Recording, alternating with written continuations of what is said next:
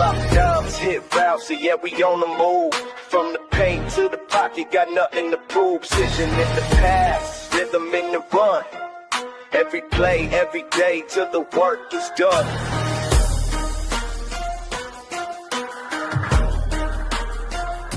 Yeah. Step on the field, I'm reading the D. Eyes wide open, ain't fooling me. Pump fake, sidestep. I'm breaking the press from baseline to sideline. I'm bringing my best. Snap back, quick glance. I'm calling the play. Hoop dreams and touchdowns. I'm making my way. No look behind the back. Fred in the scene. Every angle, every shout. I'm chasing a dream. Drop times, hit routes in the deep, no doubt. From the field to the hardwood. Hear the crowd shout. Past the dip shit. Through traffic. We find. What is up, everybody? Appreciate you for tuning in to Passion and Precision. Glad you could make it through. We are ready for another packed episode. We are down key tonight, but we still got to have a great show for you. Obviously, before we get into all that, we have Jory here with us. And I'm tired of this fuck-ass internet. I mean, look. Okay, so I guess to let you all in, we did have some technical difficulties, but we've got it fixed. We're good to go. And yes, Jory is tired of the internet, but we got it figured out. But other than that, Jory, how are you doing tonight? Do we really need to go about how my day went? So I got up at 8. My dog got loose, so I had to chase his big ass down the street. And then my other one, the one that y'all see, she's in heat. And she don't like wearing her Pampers.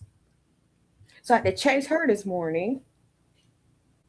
But all in all week, I found things with sports that either entertained me or ticked me off. So, and I got a new microphone. That's why you can't see me. Yes. But I'm excited to talk some sports. It's been an eventful week. Mm-hmm. All right. Let's see. All right. Just sharing it out. But yeah, look, it's a new era of Passion and Precision. Jory's got a new mic. Can't tell her nothing. Absolutely. Can't slow her down. So we're definitely gonna have a lot of fun with this. And obviously, everything we talk about, want to hear from you in the chat for sure. So make sure you come through, bring the energy. Let us know where you're, watching from. We're going to talk NFL playoffs. Let us know your team. Rep your team in the chat. And, we got you. But we are going to start. Actually, should have had this up here. There we go.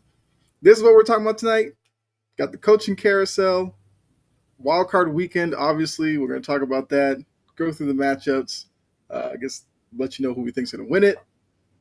Got to talk about Trae Young for Jory and I, both being in the Atlanta area. We both know how Trae Young is regarded in the city, and now seeing him leave, very interesting. Russell Wilson made some headlines with comments that he made about his hamstring, which, yeah, that's a whole other thing. Even with the coaching carousel, we will kind of rank the openings. And then we got Final Burn. And as Jory said, there's a lot of people who got on her nerves, so she's got a lot to burn. I've got somebody I will be burning tonight, so we are prepared to have a fun show. So let's go ahead and kick it off with Trae Young. And as I said, both of us in the Atlanta area, we know Hawks fans love Trae Young. Love them some Trae Young. And it's kind of felt a little weird with Trae and the Hawks, where they get out to that great start early in the season when Trae Young wasn't playing. Trae Young came back. It just didn't feel like it was cohesive. And now we got to the point where, Trae Young mentioned that he'd be okay with a fresh start somewhere else. which I also thought like, okay, that's fine, but will Atlanta actually do it?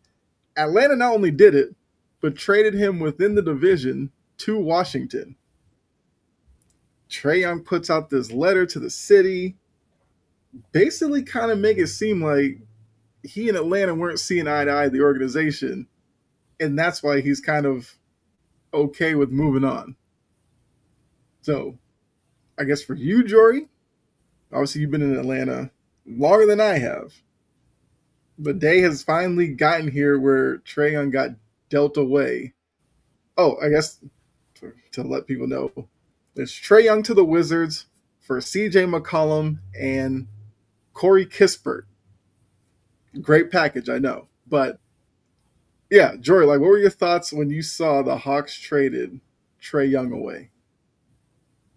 They traded him for nothing. Mm-hmm. Absolutely nothing. And for him to try to spin it like it was just a irreconcilable differences. Yeah, you can't play defense. The team looks better when you're not there. Those are the irreconcilable differences. Mm-hmm. Not y'all seeing eye to eye, because y'all been seeing eye to eye as long as they've been trying to build that shit around you. What are you talking about? Mm-hmm. Y'all were seeing eye to eye then. Now all of a sudden y'all don't see eye to eye because they see that they're better without you. He is going to be a role player he's going to be a role player. I just don't think Trae Young is all of that. I've seen the highs of the Trae Young experience and I've seen the lows. Mm-hmm.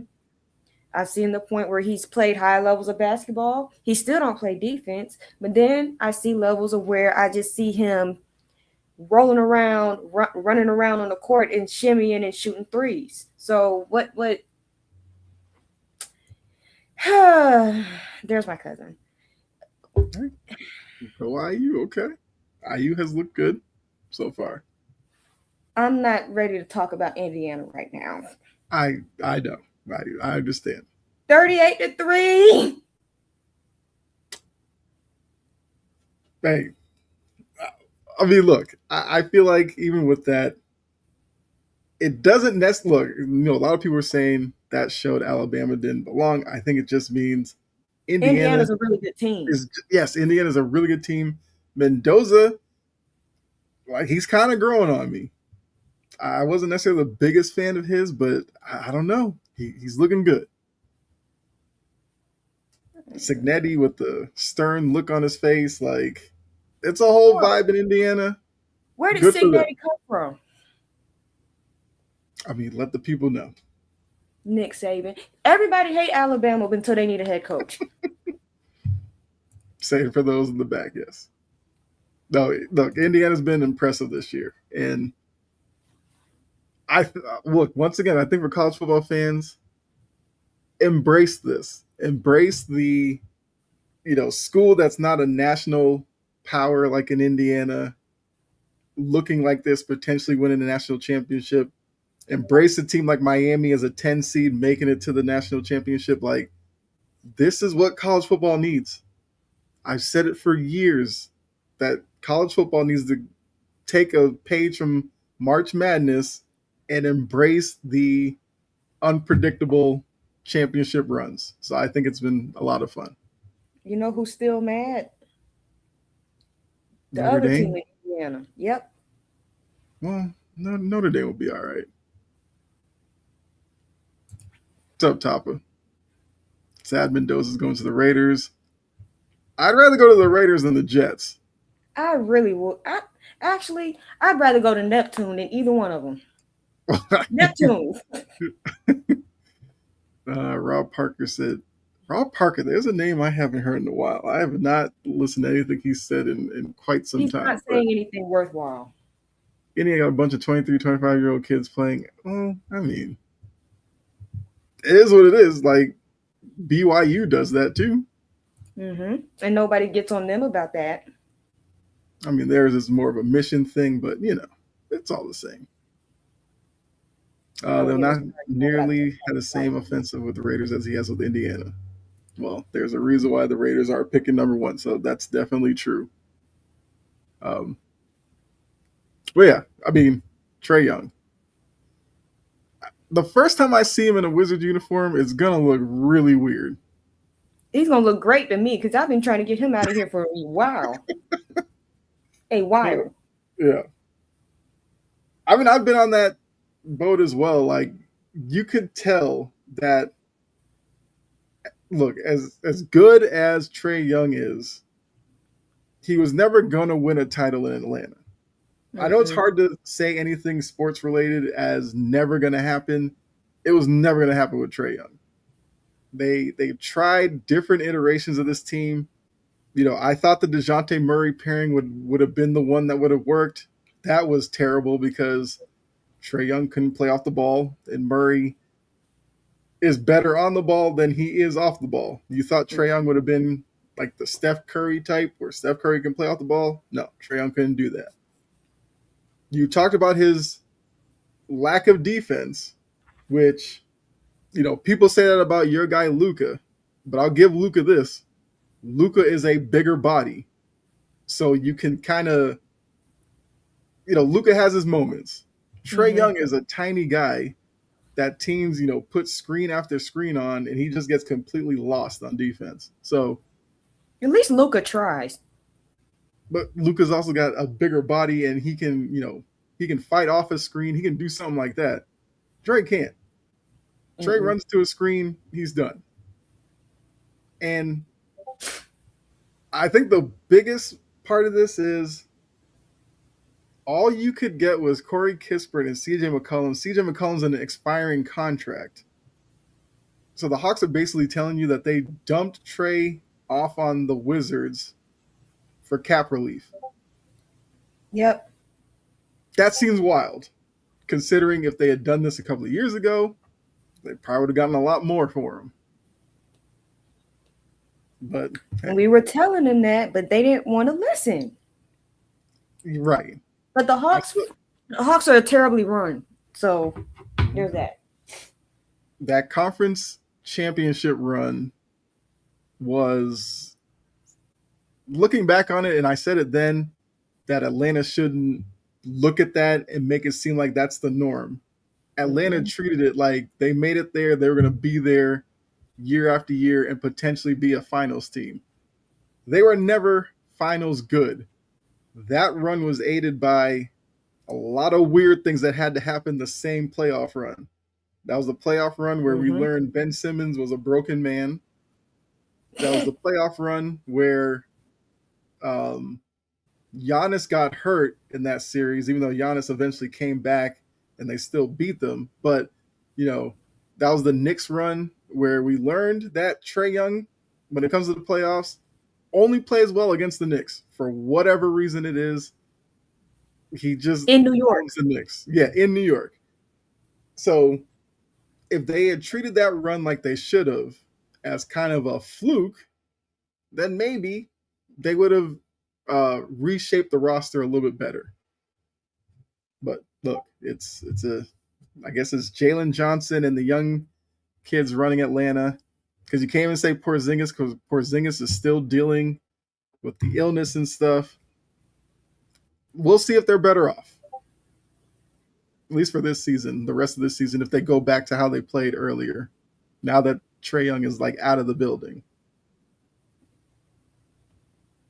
Because I'm hoping CJ McCollum's not in their like future plans, because McCollum's like 30, it's like 35 years old. Yeah. And I think Trae Young is not supposed to play for the Wizards this season. It's probably not. And that's the other weird part, because Trae Young keeps talking about like DC is slept on and all this kind of stuff. Like, slept on by who? So Trae Young's trying to make it seem like, you know, DC has young players and he's the type to bring those young players to the next level. But like you said, there's some thoughts that he may not even stay in Washington for that long. Talking about what the Wizards are slept on. Has he tried to watch Wizards highlights? Them shits is hard to watch. And I tried to do it this year and I tried to do it last year. They are a rough watch. Mm-hmm. So, Gene. Indiana is handling business right now. Mm-hmm. By Oregon. Wait, that's who they're playing, right? Yeah. Yeah, by Oddly Oregon. enough, Oregon was my pick to win it all because I knew it was going to be kind of a weird playoff because it's just been a weird year in sports, and I was like, maybe this is the year Oregon gets through. OR overrated. Well, the more you see Indiana, it's like Indiana is just a dominant Really football team that people probably didn't give enough credit to. What's up, Sijin? But all right, so Trae Young no longer a Hawk, something that Jory alluded to. It was probably like the first few episodes of this show. We were like, yeah, probably something they need to do. That was over a year ago, and even before that. But it doesn't stop there. Memphis is openly shopping Ja Morant. I feel like that's not that big of a surprise. We kind of assumed that was going to happen at some point. And then Giannis, in the only Giannis fashion, now telling everybody he's sticking around in Milwaukee and wants to be there for the rest of his career because he's an employee. So I'm like, okay, what? I guess. Look, you get Giannis on a microphone, you don't know what he's going to say. I find it entertaining, but Giannis is telling people he wants to stay in Milwaukee. I guess not Bucks fans. He loves the city, not because he loves the franchise, but because he's an employee. But he said before that even though Milwaukee's down, like he wants to be the reason to build them back up. So he has said kind of that stuff before. I'm an employee. I'm an employee too. That don't mean I like my job all the time. I was ready to cut some folks out today. What are we talking about? Hey, I did not want to be there. I wanted to be in my bed sleep. Giannis is being Giannis. My question with Morant, though, I find it weird. The Hawks trade Trae Young. The next day, we hear Memphis is shopping Morant. Memphis was there never a call between the two of them? Memphis did that on purpose. You can't tell me Memphis didn't do that on purpose. It certainly seems that way. Just like the Dolphins fired McDaniel right after hearing that Harbaugh got fired. Mm-hmm. Yeah. Which we will touch on that in a little bit. But Memphis did that on purpose. And the thing is with Ja, if Ja didn't know that this was coming, he need to stop being delusional. Yeah. Because he should have been using this time to build his value and get the hell up out of Memphis. And now his value still isn't that great. Yeah. Charlotte will take him.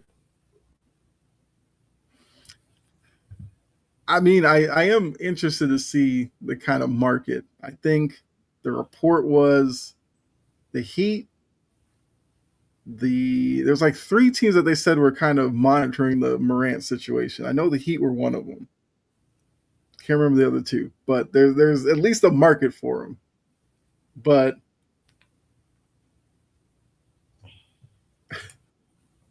funny, yeah. Oh, side we talked about earlier. She got a new microphone and everything. Like, yeah, you'll probably hear a lot from her very shortly. Oh yes, this entire weekend I'm recording stuff. See, there you go. I got a new microphone and I don't know what to do with myself. Exactly. Yeah, I'm just like, at some point, could Atlanta have not called Memphis? Could Memphis not have called Atlanta and been like, hey, let's just swap our headaches and see if they just do better in a new city? That makes too much sense for both of them. And neither really one of them make moves that make sense. Yeah. I don't understand it. But I want to see, what a team gives up for Morant. Like, he's still young, obviously. One of the biggest gripes I had about him was his perimeter game, but it seems like he has improved it a little bit. He's still not great on the perimeter, but he's better than he used to be. He can still play with a lot of pace. He can get to the rim. He can do all that. Obviously, the questions are, leadership and all that, and then off the court mostly. But I don't know. Somebody will give up something for him, and I guess hope he can get his career back going. But 3 and D, what's up? Think Darius Garland for LaMelo Ball trade works? Cleveland says no to that. Cleveland says no to that. 3 and D, I think it's interesting because I feel like there is a Garland move that probably could happen. Like I don't know. I've seen Garland without Spida, and I'm like, Garland kind of underwhelms for me. I think he's a little bit overrated as a running mate for Donovan Mitchell. But LaMelo, I don't know if he's I don't know. I feel like LaMelo might be the type who puts up big numbers in situations where not a lot of expectations. Like, is he going to go to Cleveland and all of a sudden become a more disciplined player? Then sure, I would do it. But based off what I've seen in Charlotte, he still has his moments where he just makes you scratch your head. Mm-hmm. I mean, I feel like Cleveland would hang up. Yeah, I think Cleveland would hang up. No, because Cleveland is in that weird spot where they're trying to figure out if they want to rebuild or will they want to compete for a championship. They're good enough through the regular season. It's just first week of April. Here we go. Mm-hmm. Yeah, they still have to figure out. They still have to figure out, can they win a title with Mitchell as their number one? As currently we know the answer to that is no. Yeah. Because they haven't done it.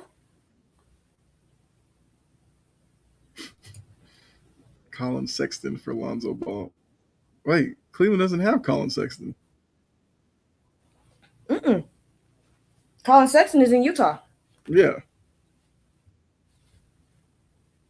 I mean, Lonzo and LaMelo, if they played on the same team, like, I feel like they did that. Then people would be like, "Hey, get LiAngelo back in." Like, no. Oh no, I don't need to hear that. I don't want to see Mr. Swerve in that corner. Whoa, no. Wait, the Hornets? When did that happen? You know what? You're right. I completely look. 3D. I'm gonna be honest with you. When Sexton left Cleveland, I kind of lost track. Like, he popped up in Utah. I thought he was still there, but I remember there was a move for him going to the Hornets. You're right. I mean, Colin Sexton, what's wrong with him? He seemed like he was going to be a pretty good guard, and now it's. All right, so you're talking about Hornets trading Sexton to the Cavs for Lonzo Ball. Why would I do that over a man who has a whole different need than what he was born with? Nope. Only way I'm getting Lonzo is he hit free agency. I'm not wasting a draft pick, and I'm not sending players for somebody with a knee like that. No. Mm-hmm. No worries, we all did. I forgot Grant. I know Grant Williams on the Hornets because Grant Williams likes to show out when they play the Celtics, and it usually doesn't go well for him. LaMelo for Josh, straight up.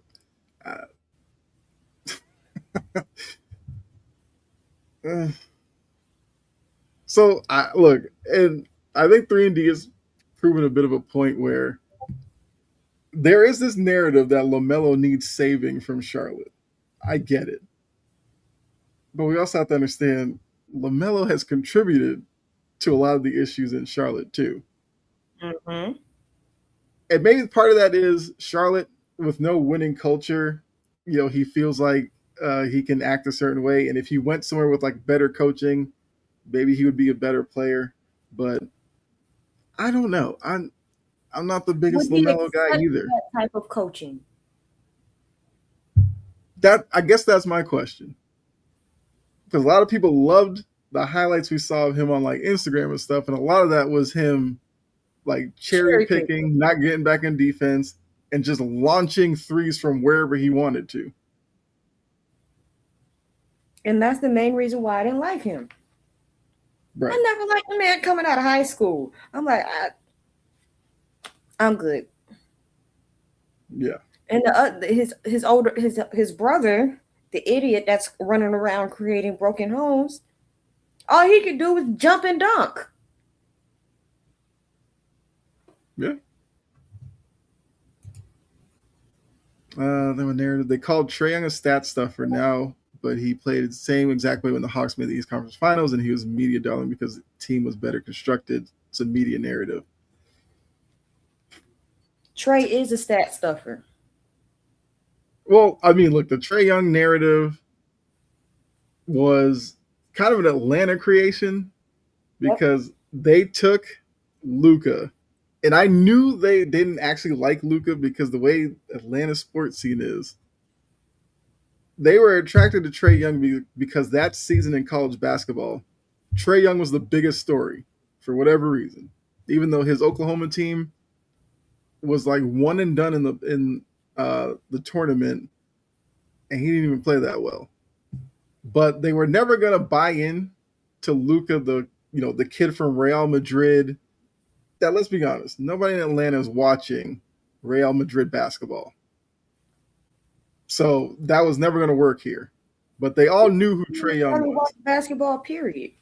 Well, I mean, but look, Atlanta sports work very simply.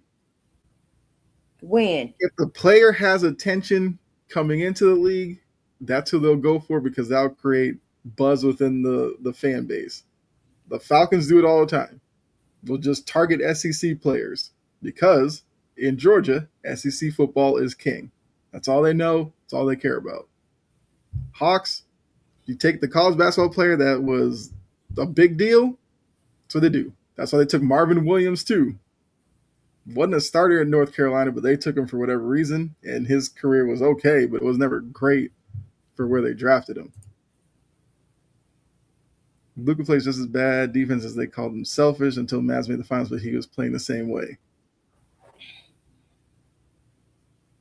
I mean, there are some parallels between the two. Like, you could argue Luka over Trae. I would too. But the same way that people talk about it's difficult to build around Trae, I feel like it was difficult to build around Luka early in his career. But I feel like Luka's taken like steps in his development, and Trae is kind of the same guy. Yep. Yes, Sheldon Williams was the perfect example. They called him like the landlord or something at Duke. We all knew Sheldon Williams was going to be a great NBA player, but the Hawks fell for it and took him. Sheldon Williams? We're talking about Candace Parker's ex-husband, Sheldon? Yes. At Duke, he was seen as like the best defensive player, and I think they called him the landlord. I think that was his nickname at Duke. And because it was Duke, and Duke was really good, he got a lot of attention, and the Hawks jumped all over it. Because I believe that wasn't the Chris Paul draft. Oh, who was the player in that draft? I think the Chris Paul draft might have been Marvin Williams. It was one of them Williams that they took over Chris Paul, and I was just like, yeah, they're doomed from that. Yes, the only thing Sheldon did in his career was get with Candace Parker. That's all he's known for, which tells you what kind of pro he was. Terrible. It was so bad. I remember when they made that pick, I was just laughing. But I guess we're going on with the trade rumors. We got to talk about, JJ Redick was a Duke with Sheldon. Yeah. Anthony Davis was a name that was kind of popping up trade rumors. But as you can see from the picture, he did have a hand injury.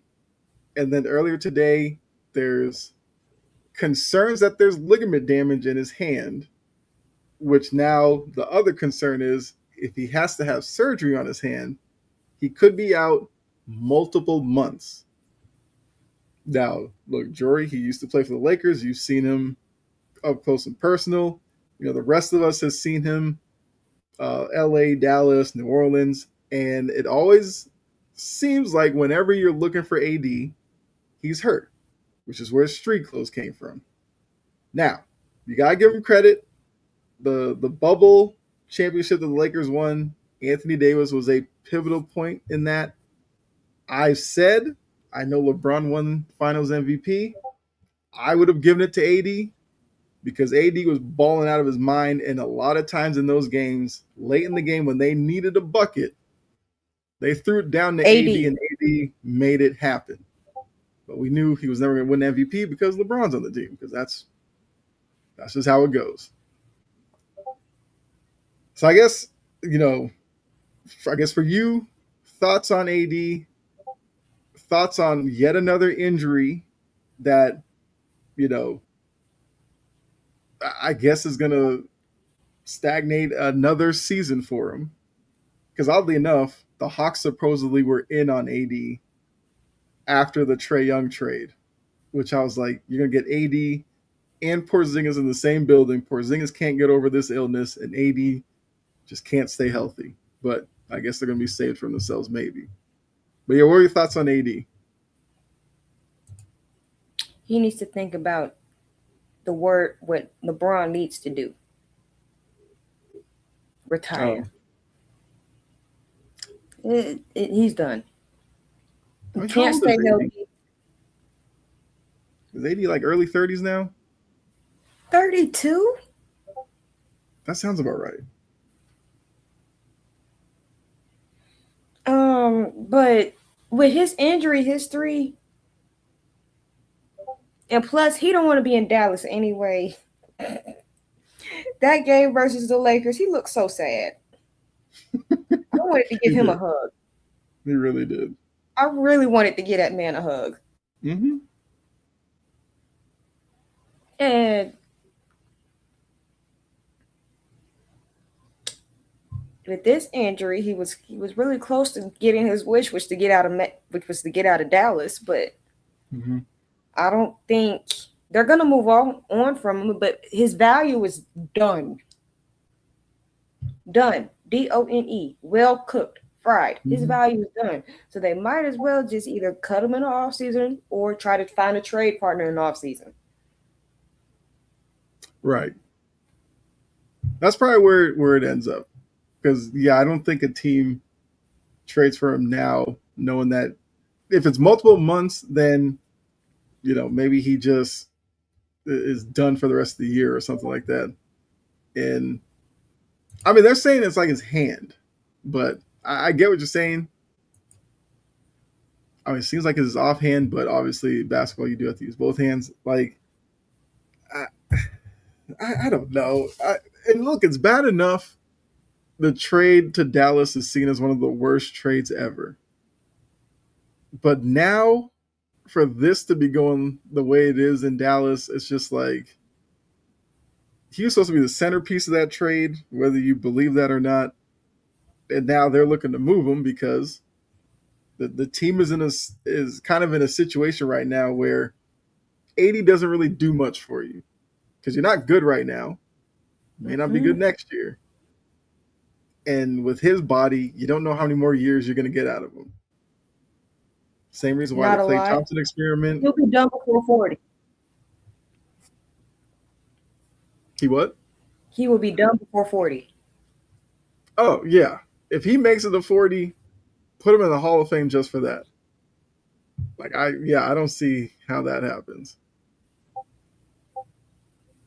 And to be honest with you, I know that most Mavericks fans have been like waiting for Kyrie Irving to come back and all that. I just think the Dallas situation, you chalk it up as an L, move whatever you can. If you got to go young with Cooper Flag and hope they all develop together, then go ahead and do that.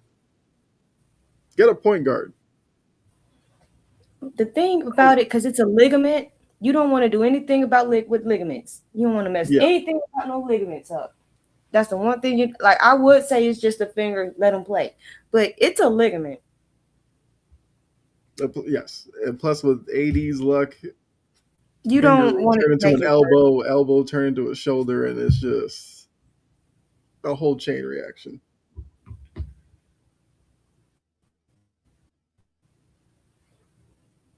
So let's see. I guess I question would hope the be, best for him, but his value is done. yeah. I mean, it's another cautionary tale with these big men. Once they start getting injured, it's usually a snowball effect. Mm-hmm. It's unfortunate because AD is really talented when he's on the floor. Problem is, he's not on the floor enough that kind of appreciate the talent that he is. And Another as he gets older, example. it's just gonna get worse. Yeah, go ahead. Another example. Joel Embiid. Mm-hmm.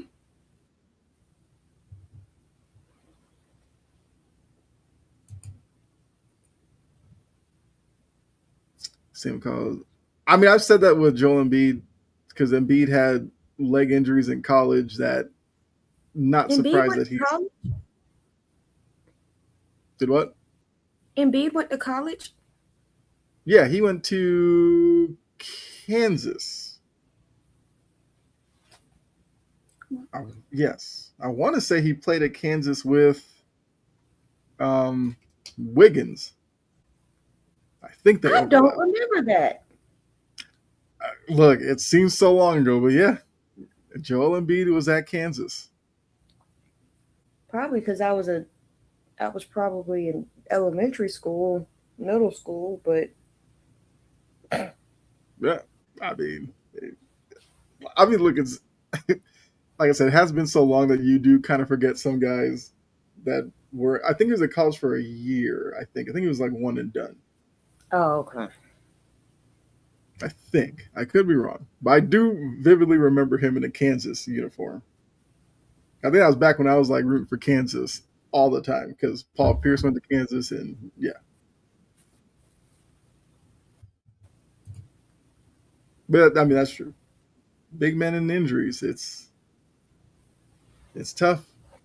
That's why I feel like the Spurs are going to be careful with Wemby, even though he just like hyperextended his leg. When I first saw it, I was like, oh no, please don't tell me he like tore something. But he seems like he's fine. But they have him on minutes restriction, coming off the bench, all that kind of stuff. Like you have to be careful with these big men. Mm-hmm. All right, let's get into the head coaching carousel. Um, what's going on, Pavel? I missed your comment there. Yeah, happy Friday to you. Um, Coaching carousel. After the regular season, we always get the Black Monday where guys get fired. This year we had Black Monday, Black Tuesday, and Black Wednesday because Wednesday we got the Mike McDaniel. Tuesday we got John Harbaugh. I mean, actually had Black Sunday. I think Raheem Morris was fired like 15 minutes after the game ended. But Yep. then, I mean, that was yeah. There's always one of those every year too. But then Monday we got like the Pete Carroll firing. Uh, Stefanski, I believe, was on Monday. Gannon. Yeah, Gannon. So we have 8 jobs available: Titans, Giants, Browns, Dolphins, Falcons, Raiders, Ravens. Um, Sijin, yeah. Kubiak interviewed for the Ravens job Nope. today. F him. Wait till next Saturday. And F the Ravens. The Titans are a more attractive job than the Ravens. I don't care about Lamar. They don't got no cap space. And we have Cam. And Cam's a better thrower of the ball than Lamar. Okay, look, I mean, you've started the conversation. So sell the Titans job. I mean, I Kubiak's not mean, watching, but look, somebody pass along to him, sell him on the Titans.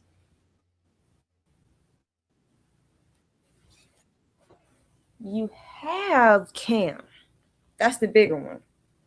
Cam Ward and his development and how and the growth that he's shown this year, that's something that should be a plus.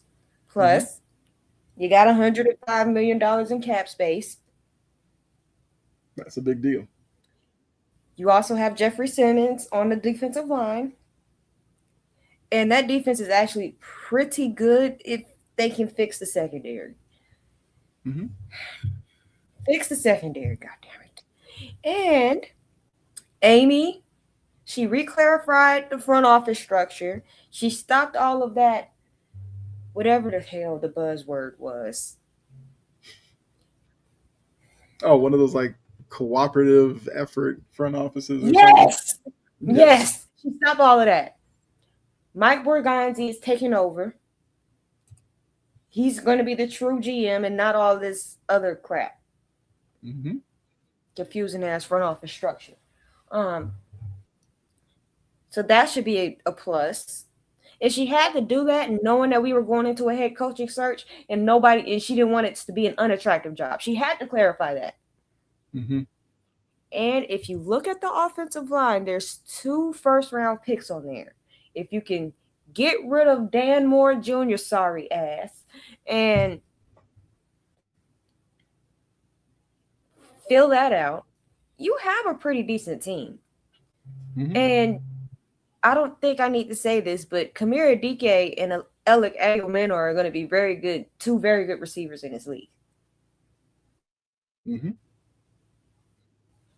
I mean, DK was up there in all-purpose yards for a reason because he's also a threat in the return game. DK went to the Pro Bowl for a reason.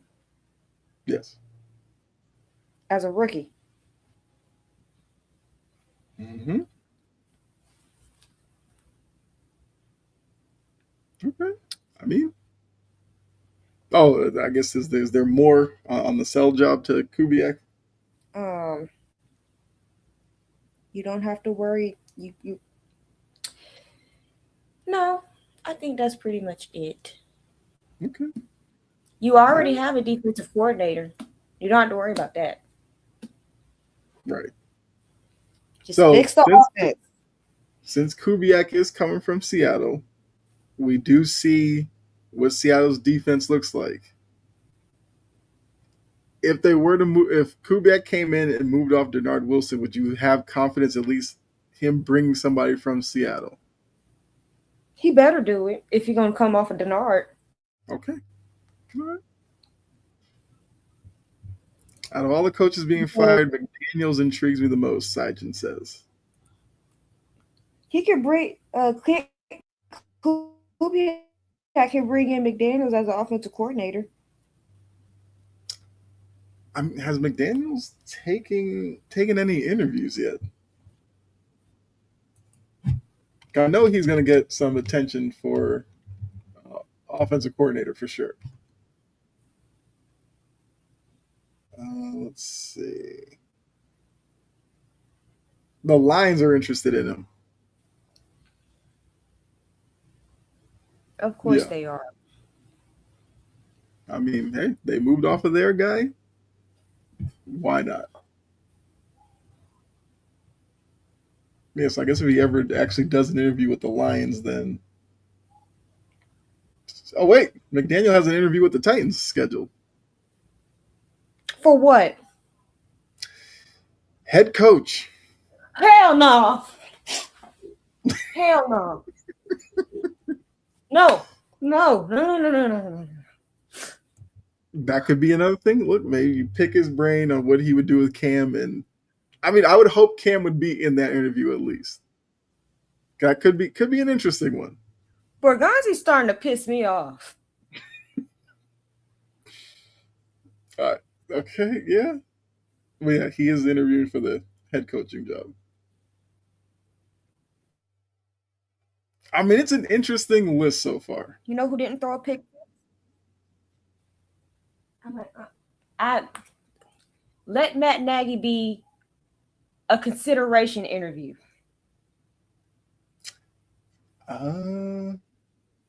I Well, don't want Matt this Nagy. story is making it seem like they haven't scheduled a Nagy interview yet. Because right now, Don't do it.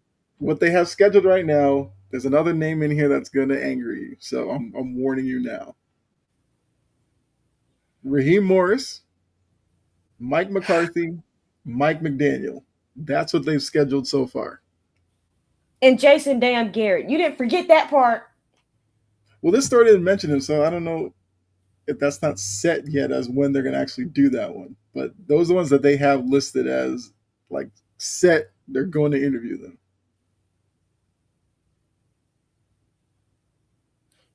Raheem Morris is the Rooney Rule interview. They're not taking him serious at all. Yeah, but I feel like they could have used it on somebody more useful. But that's like fine. Flores. Yes. So Topper said the Lions. This with McDaniels. Lions need him and the Bucks need him. I think the Bucks will probably interview him too. What do we do? Is he off the weed? Oh, okay. Matt Nagy is a good coordinator, not a good head coach. Well, tell Kansas City that because they don't believe he's a good coordinator. He's not a good coordinator right now either. Wait a minute. Says McCarthy also has a Giants interview. I'm finna get on Oregon ass because they got 55 4 and 5 stars on the roster and they're getting blown out the bits.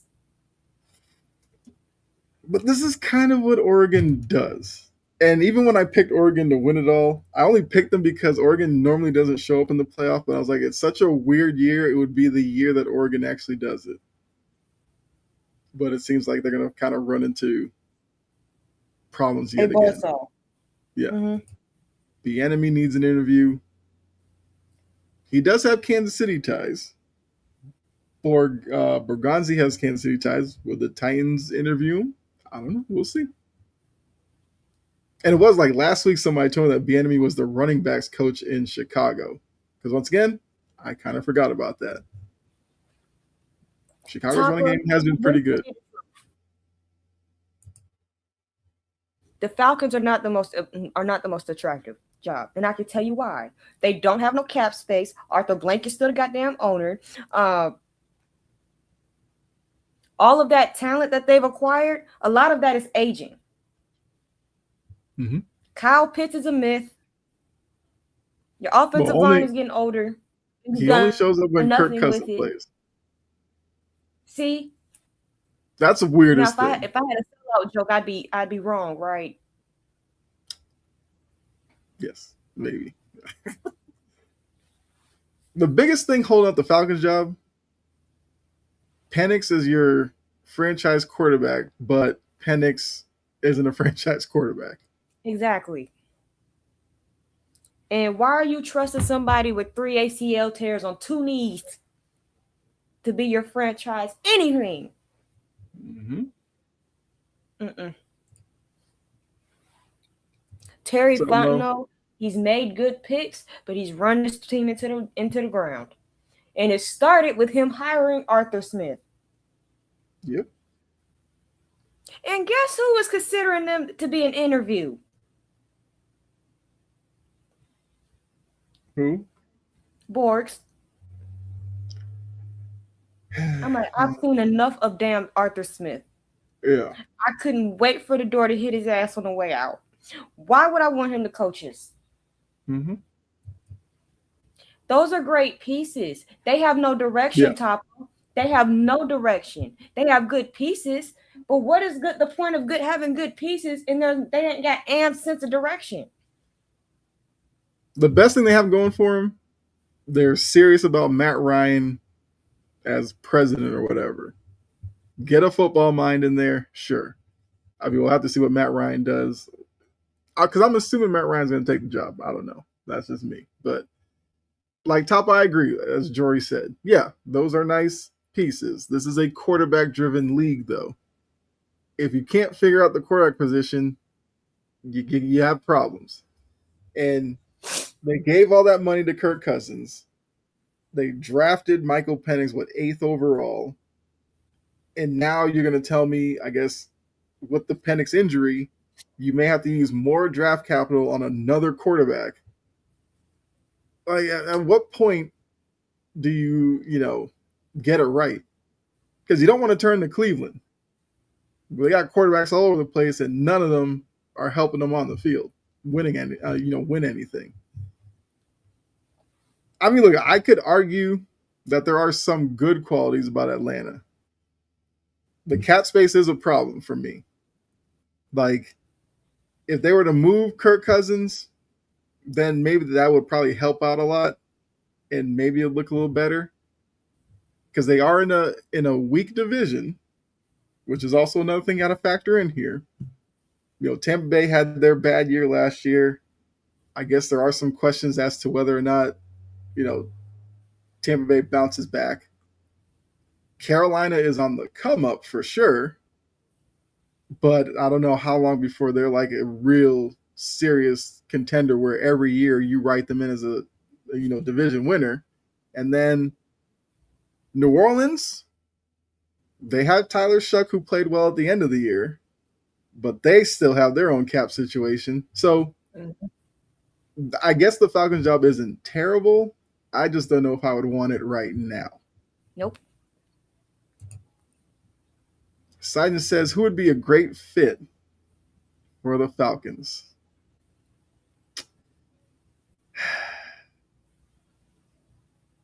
I would say go offense, number one. So if I'm going to go offense, which offense do I want to take from? Brian Callahan. Perfect for him. Didn't Callahan do an interview somewhere? Yeah, he did. Yeah, didn't he interview in Baltimore for their OC? Yeah, something like that. I mean, that's yeah.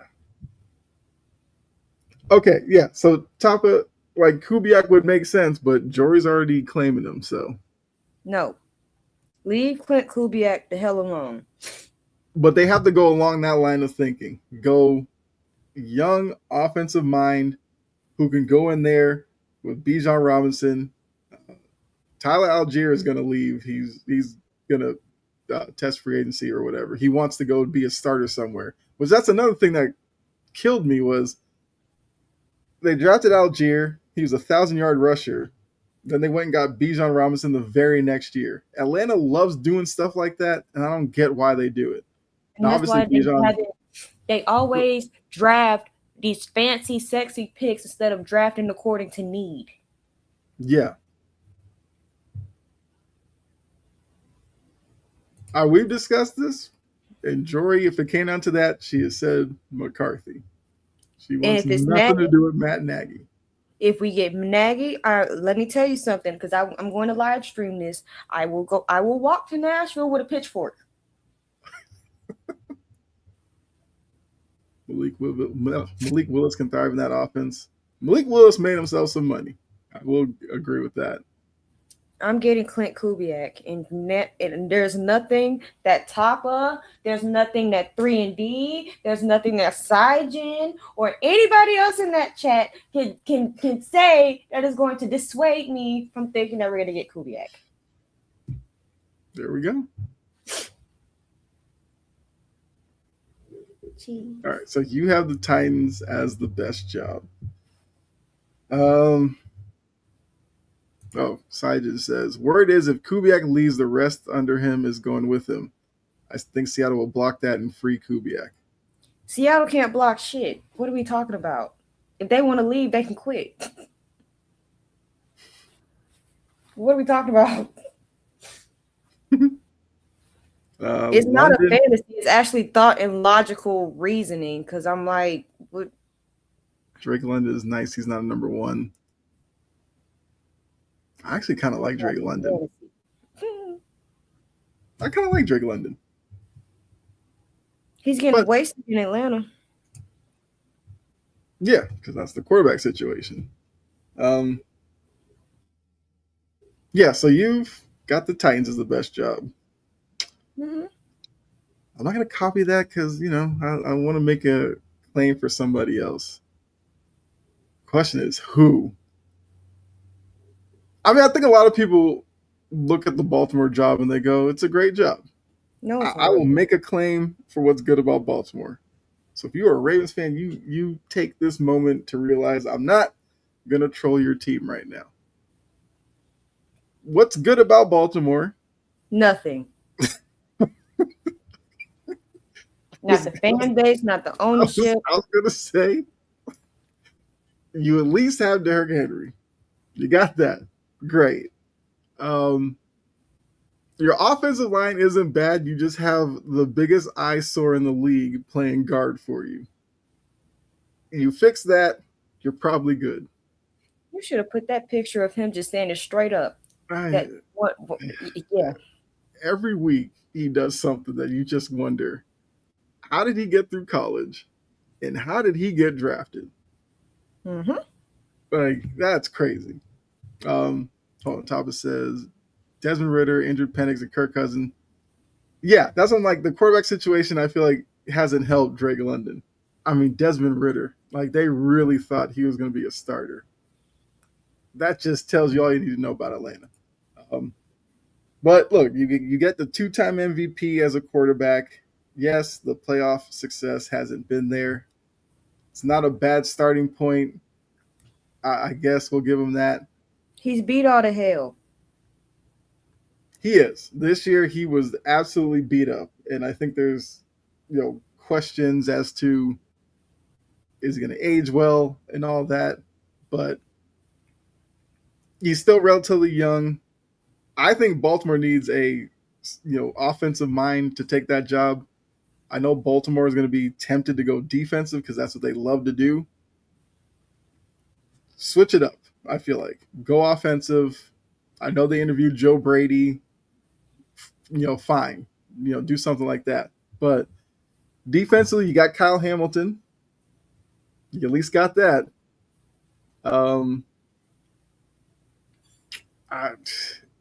I don't know. The division isn't great. I'm just surprised you're not saying nothing nice about Marlon. Marlon? I can't stand Marlon Humphrey. Marlon Humphrey need to go.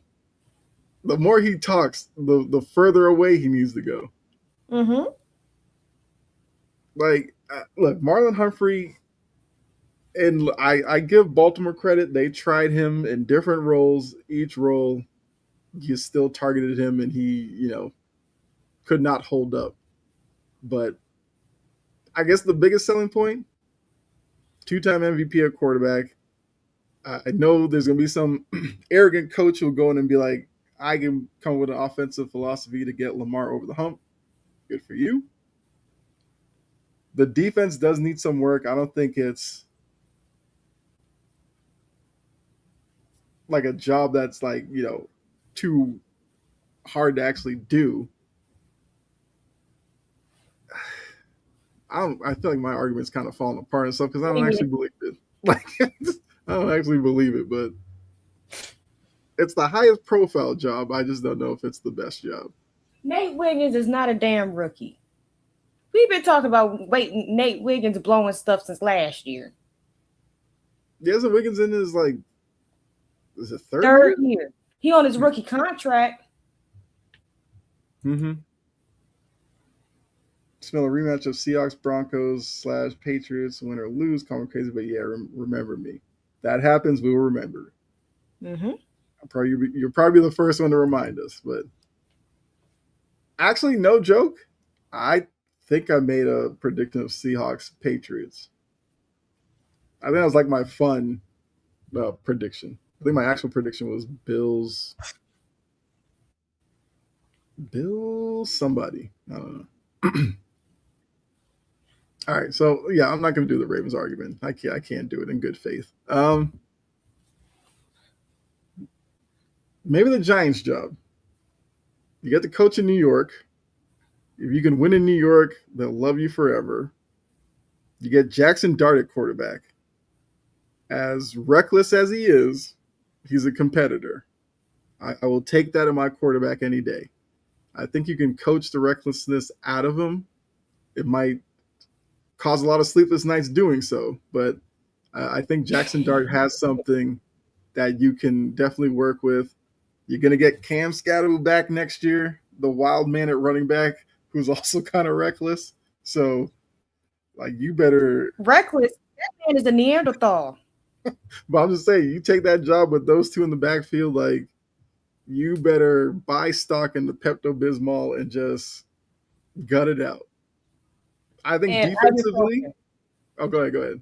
And ibuprofen and anything that you need for a headache because you're gonna Just be invest in all of it. dealing with you're gonna be dealing with headaches from about 100 headaches from between the both of them. Mm-hmm. Defensively, you have a really good front seven. Abdul Carter, you got Burns. Was it? I always get the Lawrences mixed up. They have Dexter Lawrence. Because right, they have Dexter or DeMarcus. They have Dexter. Seattle has DeMarcus is in Seattle. I always mix up where the two of them are. So you have that working with their O-line. You could do some improvements, but I think the New York job is interesting at least. Secondary is trash. Well, yeah, you can fix that. Throw some draft picks out there. Mm-hmm. I think the Giants, like I said, is intriguing because you are in New York, big market. You'll get a lot of attention. If you turn it around, you will be king of New York.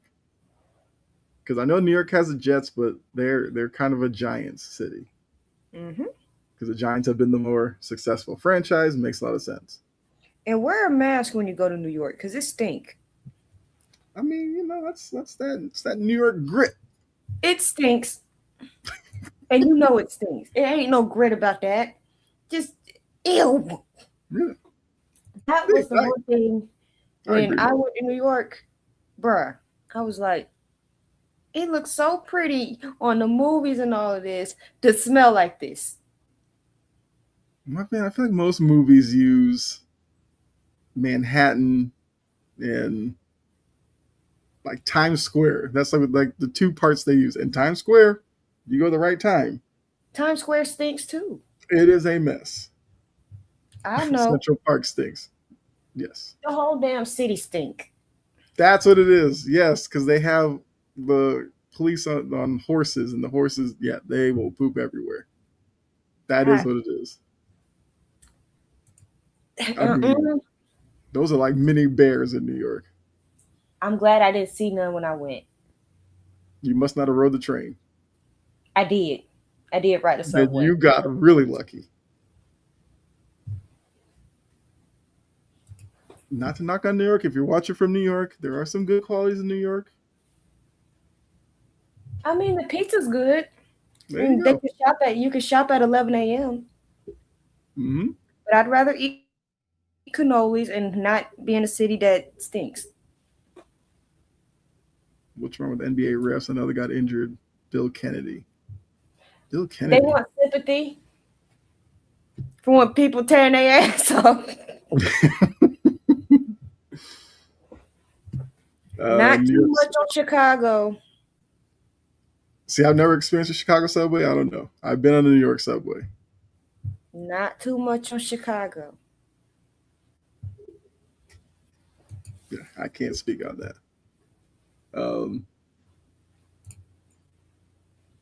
Somebody else had a comment about a job. Mo said, Raiders are the worst job because they have Baby Huey as an owner. He clearly can't make good decisions. Still has the same barber. Yeah. When is he going to get rid of that stupid ass bowl cut? It's looking like this thing on my ceiling right now. The little... I mean, he has a wife, right? I'm assuming she okay with it. He going to keep rolling with it. Because I agree. Like, that man's on TV every game. He hasn't looked at that and gone, that haircut got to go.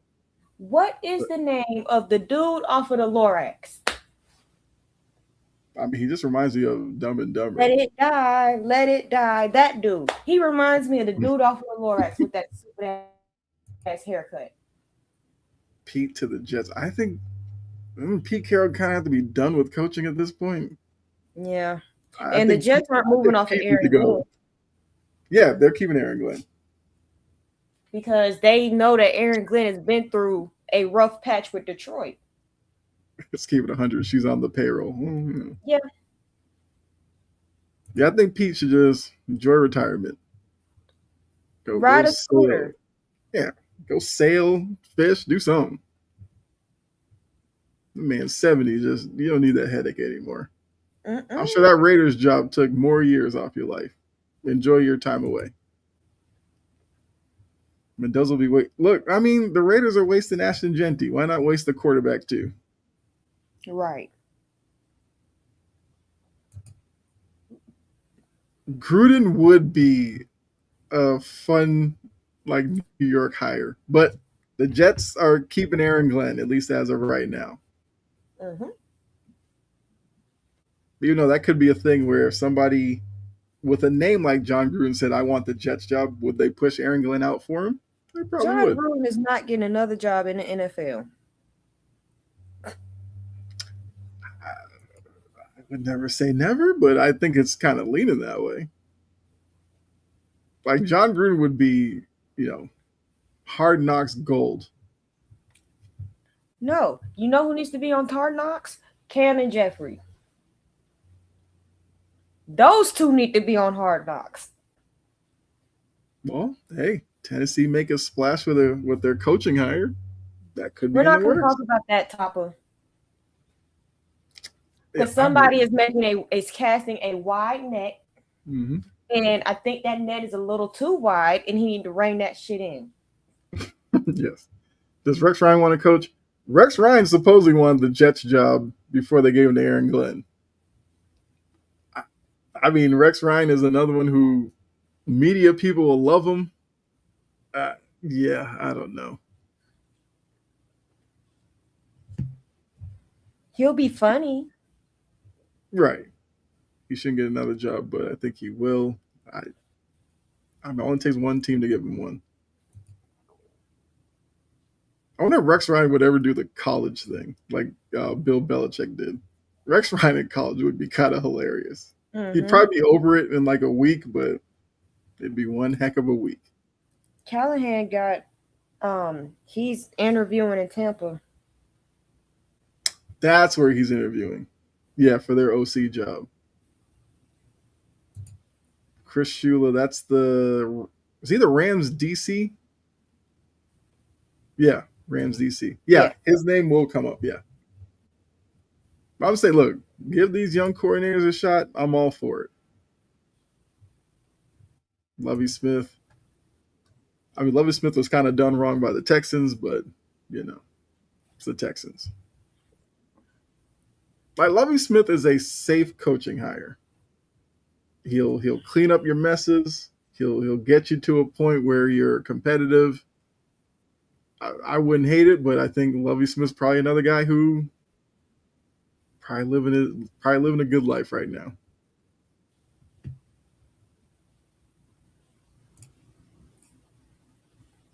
I will say this: we've talked head coaching, and not one comment came in about the Rooney Rule.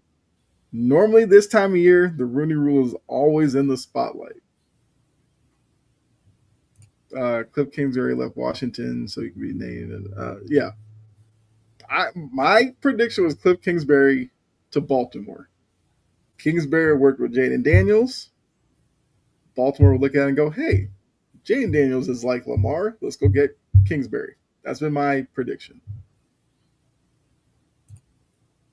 I mean, certain Baltimore fans would love Brian Flores in Baltimore. Go get Brian Callahan. That's who they deserve.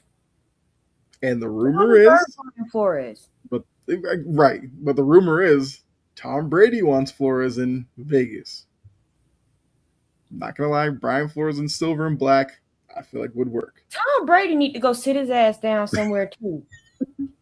I'm just saying, he wants Brian Flores. He wants Dayball to be the OC. Bye. Like, no. Yeah. I don't know if I'd call it epic. Because Topper, they're annoying. They're annoying plagues of society who don't do shit but be delusional.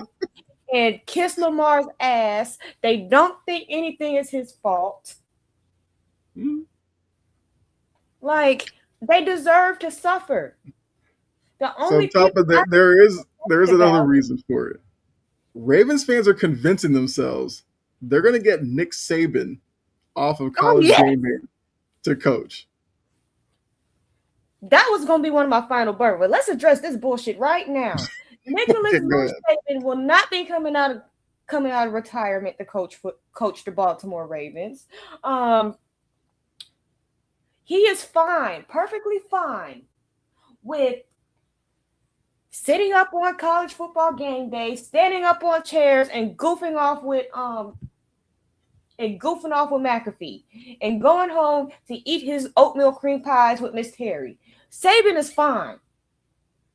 He is perfectly fine. And did we forget that he still has an office at Bryant-Denny Stadium? Saban Field at Bryant-Denny Stadium. At that delusional ass fan base, I can't stand them. Nick Saban wants to coach the Baltimore Ravens. Wait a minute. Mm-hmm. Oatmeal cream pie. Those are his favorites. Mm-hmm. Saban wants no part of it.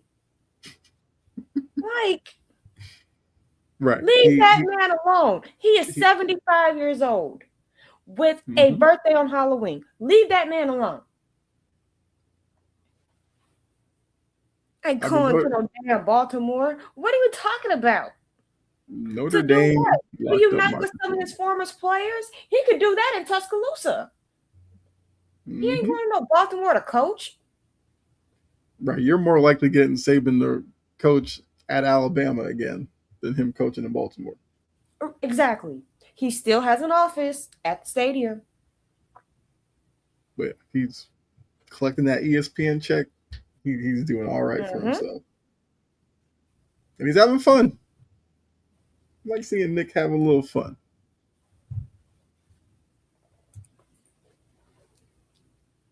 We'll get into that.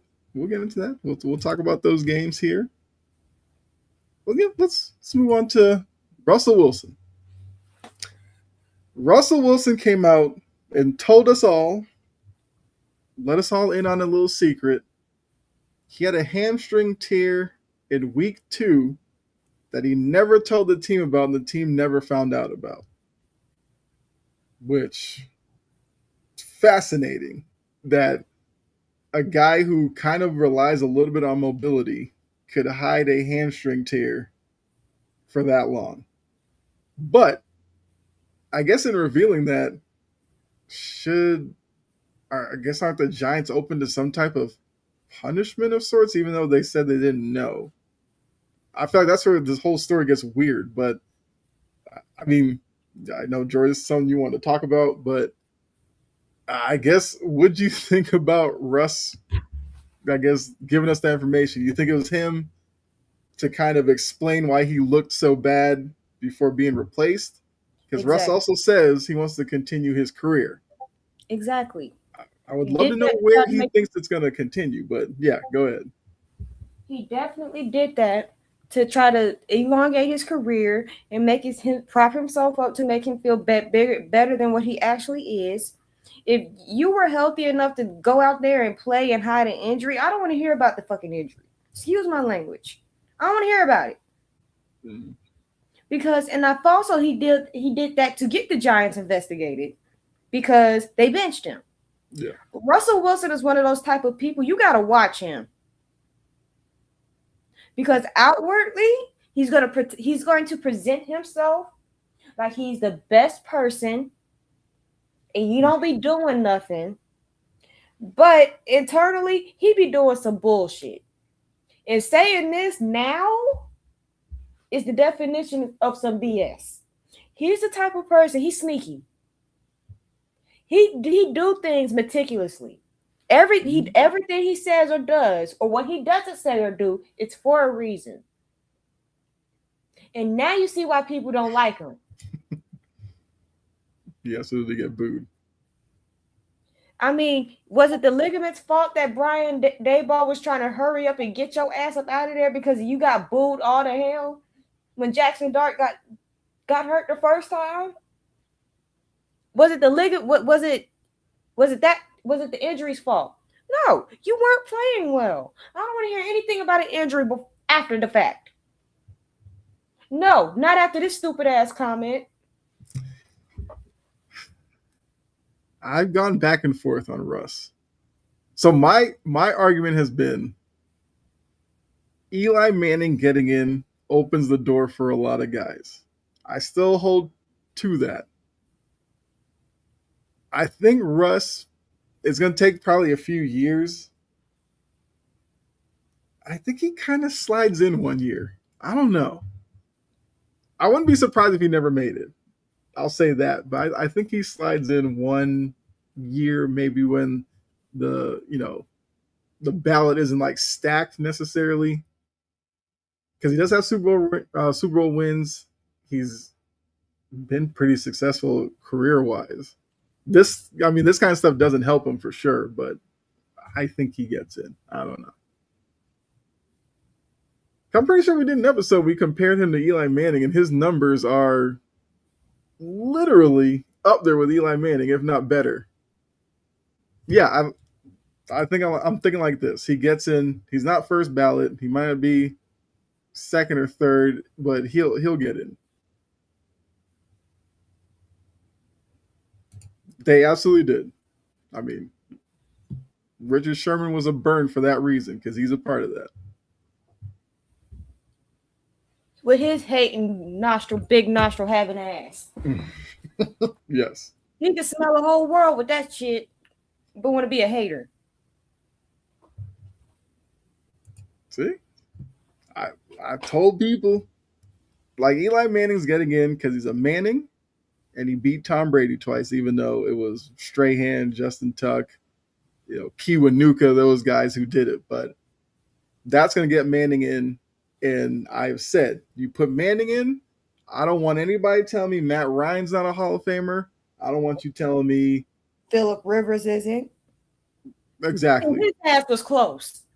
And he wanted to do some shit for some health insurance. I mean, I get it. Because I was on the phone before I got my health insurance. And I saw some of the premiums. I'm like, And them 10 kids running around making him get out the house and get that insurance again. Mm-hmm. Never heard no other athlete play himself out of the Hall of Fame. I mean, Antonio Brown's behavior got himself out of the Hall of Fame. I don't think he getting in either.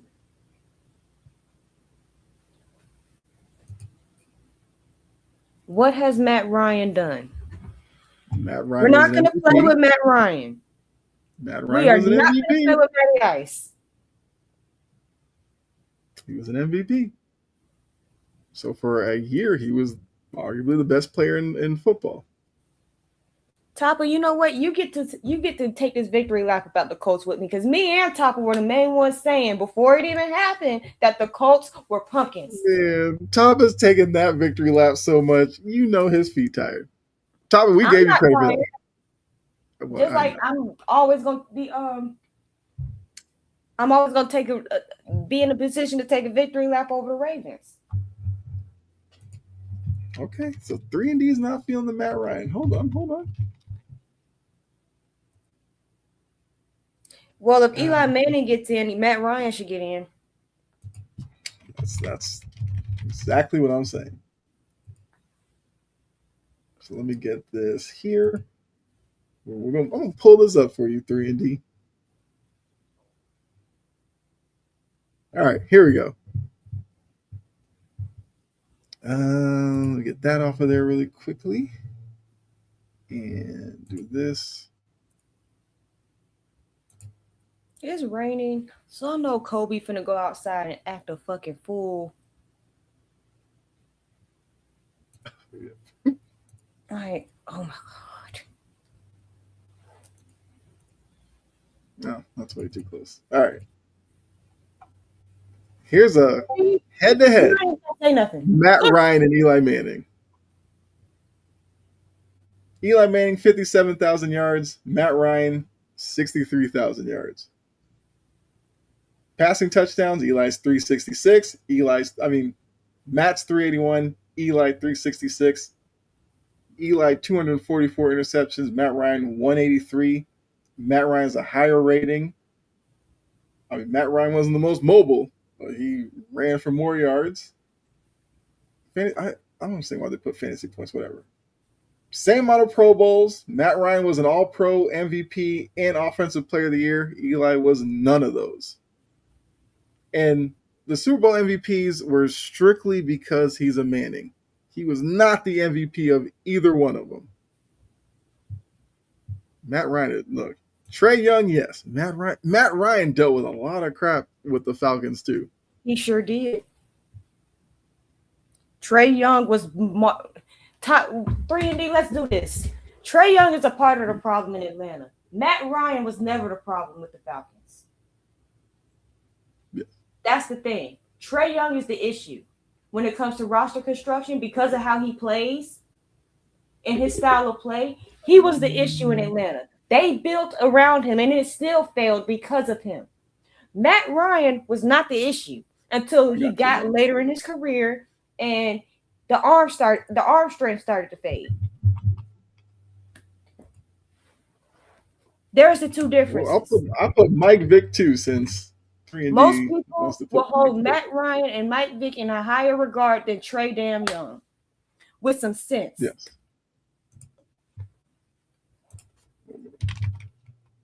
Oh, I do Michael Vick. My bad.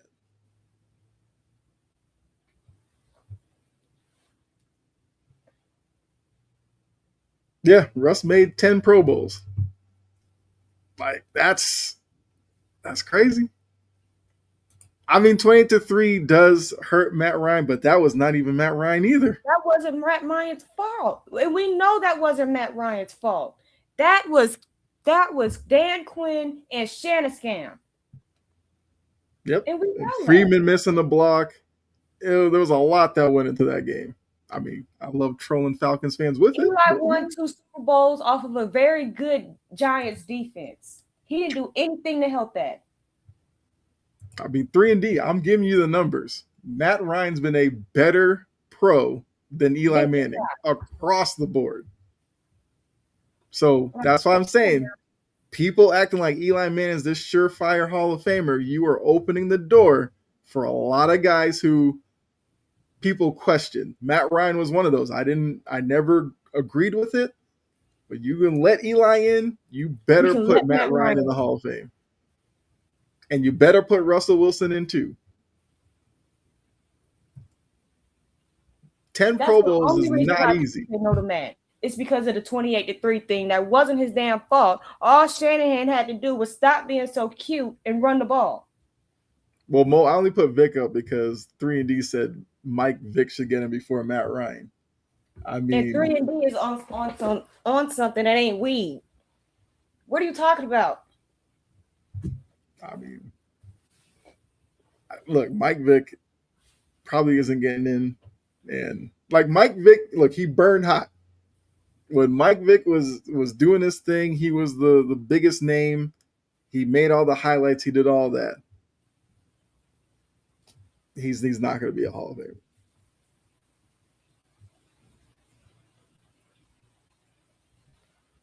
Trey Young been a better pro than Josh. That's not. Off the court. Look, Josh got some large flaws on the court. Look, if you told me I'm running a team, I have Trey Young or John Morant, I would probably take Trey Young. I wouldn't feel great about it, but I'll take him. Yeah, Mike Vick is not getting in. Because when you say some crap that could be disproven, I'm going to fry you. Welcome to the grill. Hey, it's all love, though. It's all love, though. So that's what we do on here. Look, we love when y'all do this. We could do this with y'all all night. We love it. Not blaming Ryan. I just couldn't believe what I was seeing. Yeah. I was offended too, because I remember what I was doing that day. I was with my dad, Super Bowl Sunday.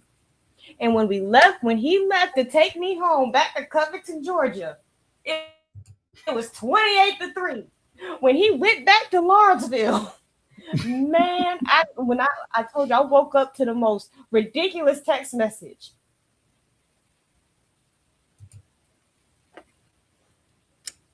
3D's kind of working my side. 3D's trying to knock down Jalen Brunson. Okay. Um, Y'all know if y'all don't know how I feel about Brunson is I think he's a little overrated because he plays in New York. Ditto. He makes bad decisions. He's a very good player. I'm not undermining his talent. He's very good. Do I think the Knicks are going to win a championship with him? No.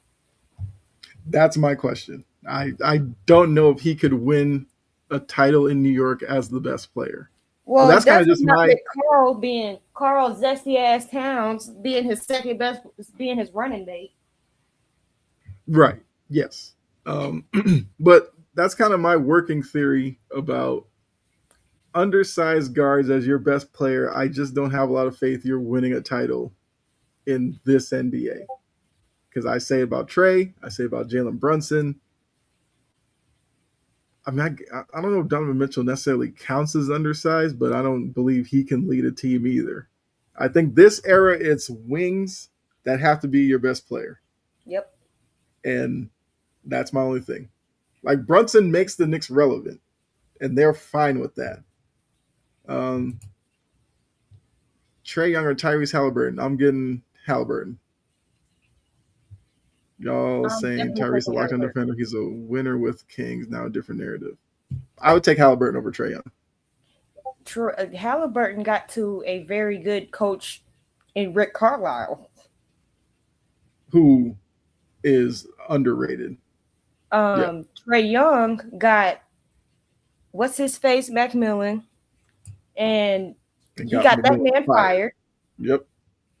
And he was probably working on Atlanta. Yeah, he was working on getting Quinn Snyder fired. That would have happened if they didn't move him. I think Quinn Snyder's a good coach. I think Nate McMillan's a good coach. Nate McMillan, for whatever reason, he can only last like 3 years anywhere. But Nate McMillan is a good coach. Quinn Snyder's now a good Mike coach. Woodson. I was not a fan of Mike Woodson, but either. And Budenholzer, wasn't a fan of him either.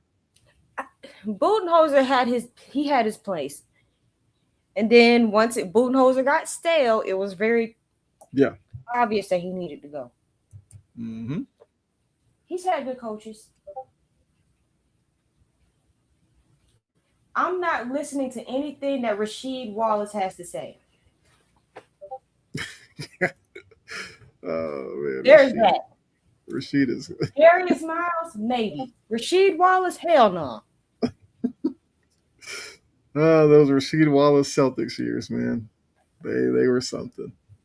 Him or Rashad McCants. Both of them pissed me off. I don't know which one pisses me off more. Probably McCants because he said something. It's got to be McCants. McCants lives in some la la land that I don't know. He lives in Delulu town. McCants swears, like McCants is that dude you'd run into at LA Fitness or the Y who'd be like, I'm gonna tell y'all, I was like one ankle roll away from being a superstar. It's like, no, you weren't. You weren't good. We watched you play. Yeah. And Kendrick Perkins, they pissed me off with that living in Delulu land. I'm like, do you not forget that I'm old enough to remember you playing? I like Kmart, yeah. I love Kmart. Me too. Kenyon Martin be the only one trying to speak sense to him. Mm-hmm. The only Kmart that I really like, y'all gotta watch how to use these nicknames because I refer to Kimberly Martin as Kmart and Kenyon Martin as Kenyon. Oh, that's right. Yeah, they do call Kimberly Martin Kmart. I mean, McCants needs to be studied. We're missing an opportunity there. He sure did. He sure did. Because Kendrick Perkins said that stupid ass comment, and 3 weeks later, she's like, I'm out. Oh, man. You need ibuprofen when you can have a perk. Get your ass on. what be killing me is they'll show these highlights. Like they're showing the Thunder's highlight with Durant, and Perk was like in frame, and he's like, "Check me out." I was like, "Perk, you were just setting a block. Like, calm We down." were literally setting the screen. What are you doing? Oh, Brandon Jennings. Oh, I cannot Oh my stand God. him when he start talking. Ugh. Brandon Jennings, I'm like, every time he talks, I'm like, this is why you were Shaq in MVP. Mm-hmm. Exactly why. I actually liked Brandon Jennings when he first got to the league. I thought he was going to be really good. Then he started being known for stupid stuff more than his actual Mm-hmm. production on the court. Brandon Jennings on the Bucks. I was a fan. He was on Shaq's radar every other week. Well, you know, But Shaq is a bully. Shaq has his grudges. I mean, used to bully JaVale McGee to a pulp. Yeah, until both their moms. Had us feeling sorry for JaVale.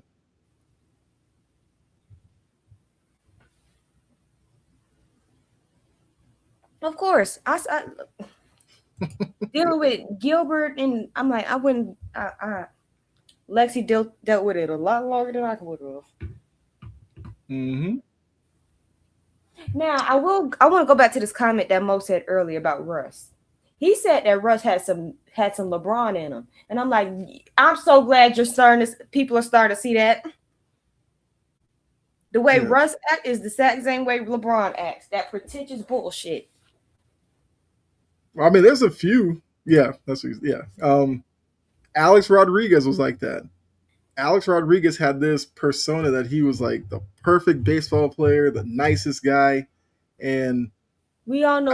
I think once the steroid stuff came out, they were like, "Oh, okay, so maybe he's a little sketchier." And then, I think New York kind of turned on him. But there's always, like, every sport has that guy that's seen as this perfect guy on and off the floor, and then you find out one little thing about him, and yeah.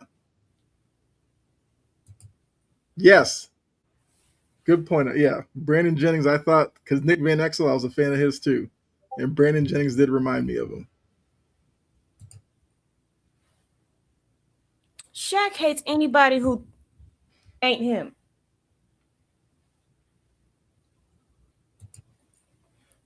Well, you know what? Celebrities do that crap all the time.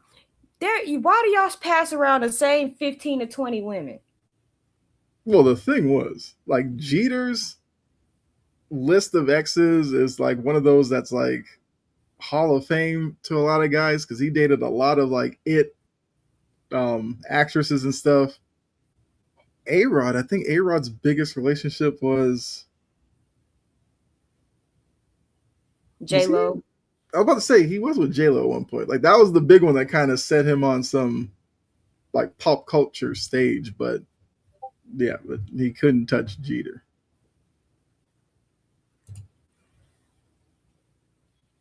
"2013 Russ." Oh, that's talking about the LeBron comment. Yeah, Mariah Carey was, which Mariah Carey has some interesting relationships as well. That reminded me that Kim Kardashian and Chris Humphries got married and then got divorced like 80 days later. That shit was hilarious. I'm like, y'all couldn't last like 3 months. Y'all couldn't even last 6 months. Mm-hmm. Jalen Green, prime example for that statement. Mo, I actually agree with that. I actually believe that, because yeah. I mean, yes, he could never admit that.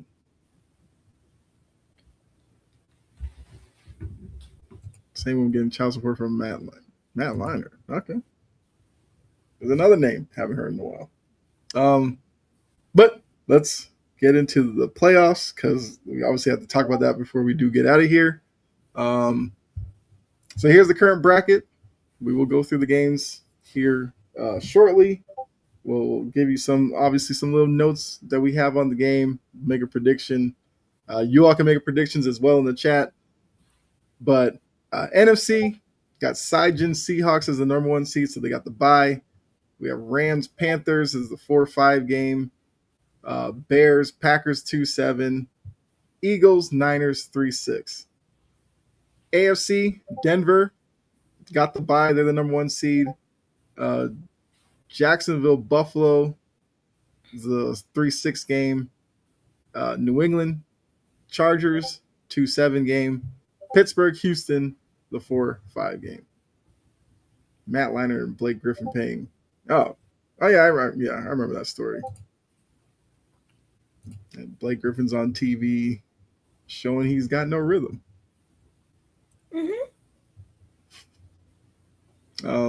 First game, Panthers Rams. Of all the games this weekend, this one has the largest spread. I believe the last I saw, the Rams were 10.5 point favorites. We know the Panthers won the NFC South thanks to the Falcons, which I'm sure Falcons fans feel important because they did that. They won the division from the Bucs team, who had a historic slide at the end of the season. It will be Bryce Young and a lot of other guys on the Panthers' first dip into the playoff pool. Seidman's already thrown out there the Rams. Jory, I'm going to guess, do you agree with Seidman? If you think the Panthers could win it, what do the Panthers have to do to win this matchup where they seem like such a large underdog? Be consistent because they already beat this team. Mm-hmm. You already beat them. So just know that they're going to come out swinging because they're going to be trying to make up for that loss. Do you think they could pull it off? Do I want to be delusional? I mean, like you said, they beat them earlier. So if you pick them, that's not necessarily delusional because you've seen them do it. It's just whether or not they could, I guess, copy the script. Because, I mean, that game, they did turn over the Rams 3 times, which absolutely helped, Carolina get that win for sure. Yes, Adams is coming back. I mean, we'll have to see, obviously, once he gets out on the field, how the hamstring is. But, yes, he is back. Seidman says no, but.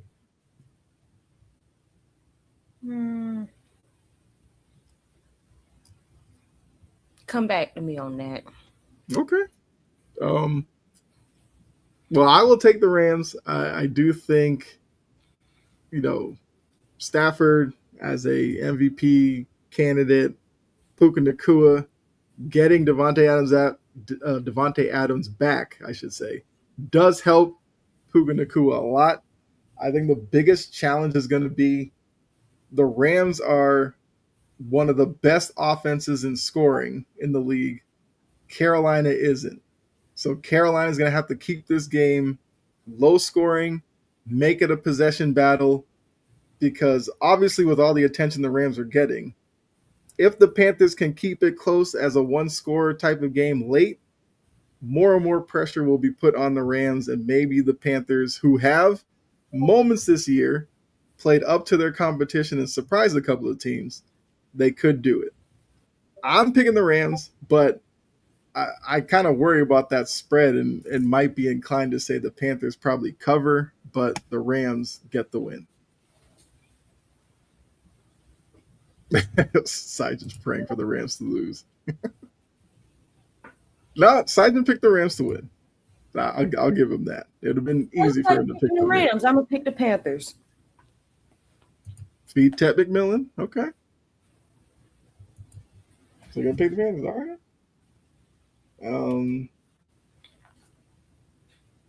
Even though I know that the Rams are the better team, but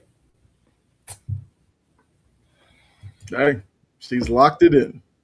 Going Panthers. Hey, anything can happen. My gut is telling me Panthers. Now, whether or not my gut is full of crap, we'll find out this weekend.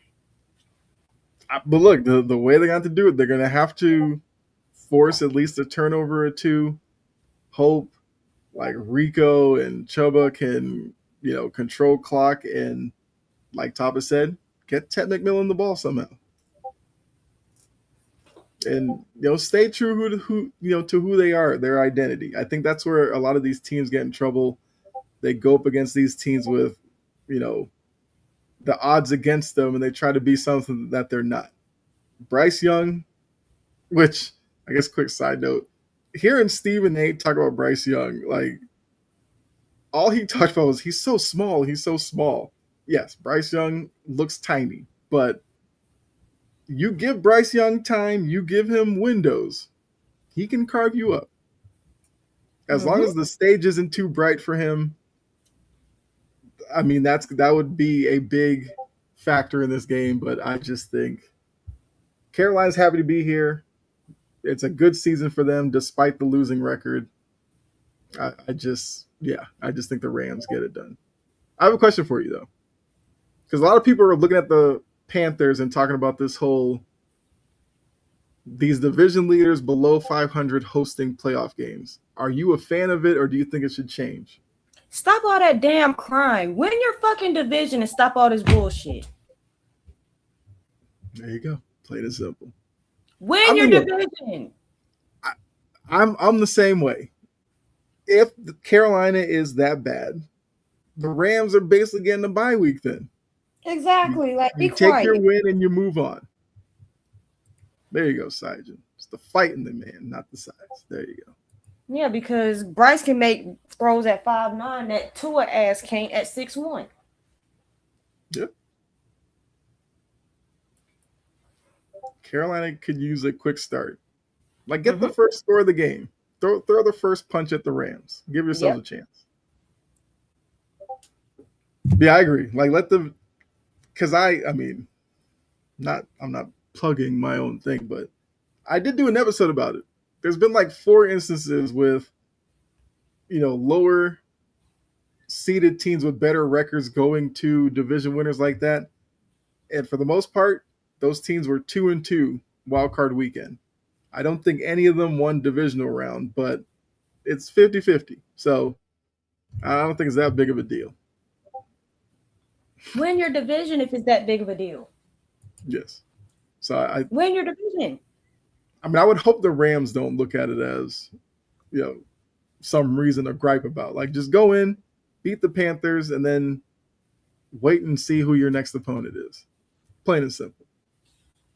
Because the Rams had plenty of opportunity to win their division. Who did they lose to? Didn't they lose to Seattle twice? I remember at least one. Well, Sajin can tell us, but I think Seattle swept the Rams, I think. Win your division. Yeah, because wasn't the Rams' divisional record not that good? I think the Niners beat them too. Once, okay. So they split with the Seahawks. Okay. Oh, that's right, because they won the game when Darnold had the 4 picks, and it came down to the field goal at the end. Yeah, I remember now. Which that told me a lot about Seattle, even in a loss. Okay, so you have the Panthers. I have the Rams. Saturday night. Packers. Not gonna lie, this is a game I'm looking forward to. Packers Bears round 3. Ben Johnson before the season said he was going to feel good sweeping the Packers. They split the regular season series. We now get game 3 where it's almost a flip of early in the season where a lot of people were on the Packers bandwagon. I was one of them. The Packers ended the season a little bit turbulent, and the Bears have kind of propelled themselves to the point where people can kind of convince themselves to the Bears being potentially a Super Bowl type team because of Ben Johnson, the growth we've seen in Caleb Williams, their ability to kind of play smash mouth football when they need to. But when you look at this matchup, like I said, third time, divisional opponents on wildcard weekend, you can kind of throw the regular season out the window because it's always tough.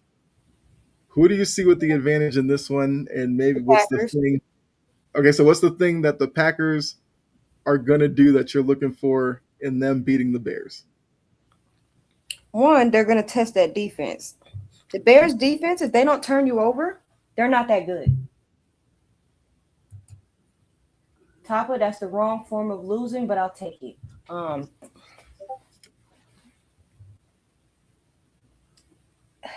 just got the Bears. Okay. I don't think Caleb. I'm still not a Caleb Williams person. Okay. So do I think that this game might be a too big of a moment? Yes, because it's playoffs. Mm-hmm.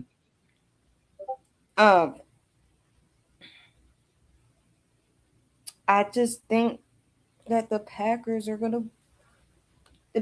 Bears games are always tight. But I think the Packers are gonna pull this out based off the experience. Okay. They know how to pull off the football. The Bears don't. Packers are a talented team. Packers are a team that if they get it clicking, they are scary. Mm-hmm. Now, I know you say you're not a fan of Caleb. Caleb has grown a little on me. I think the one thing Green Bay has to worry about, well, be fearful of, contain Caleb Williams. Because Caleb Williams has all of a sudden kind of become kind of those off-schedule quarterbacks, and that's where he kind of thrives. So if he starts scrambling all around, running like 5 yards backwards and then coming forward to the line of scrimmage, keep his ass in the pocket, and the Packers. Well, that's what I'm saying. That's going to be the pack. The Packers need to do that because Caleb's not afraid to run. He'll get you key first downs, and like I said, he'll play scramble drill and find some receivers downfield. I say keep him in the pocket, force him to be a pocket passer. That might have been a little easier if Micah was still around, but I agree. I'm taking the Packers. I don't want to necessarily, go against what I see the potential in Green Bay. All that Tucker Kraft injury definitely hurt Green Bay this season.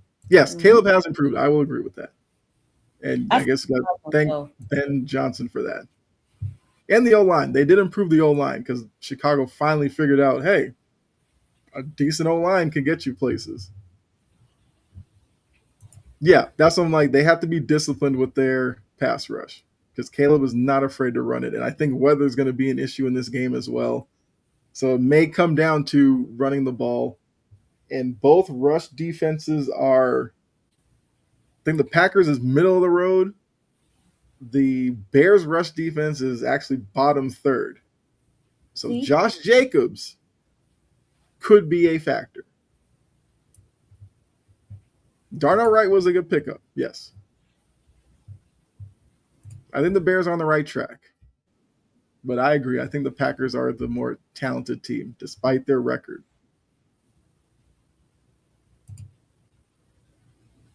All right, first game on Sunday. So remember, you get 2 Saturday, 3 Sunday, 1 Monday.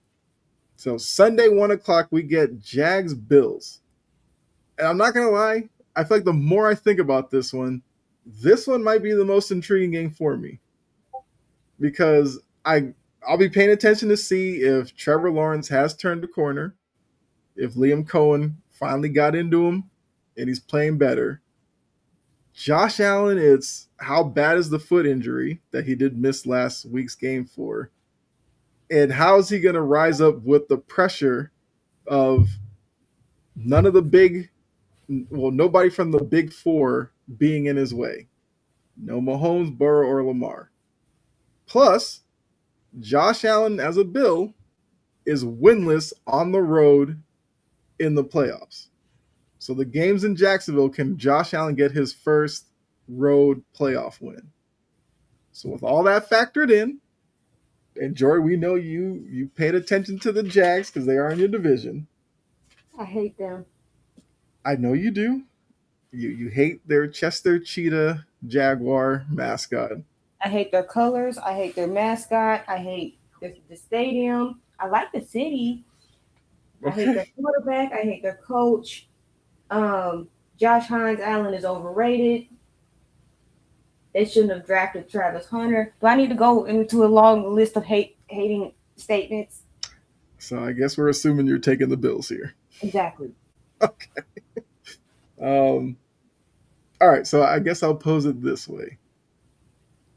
Even though you don't like the Jags, What is it? So since you're picking the Bills, what's the thing about the Jags that scares you about your pick for the Bills? Nothing. Okay. Love the confidence. I love it.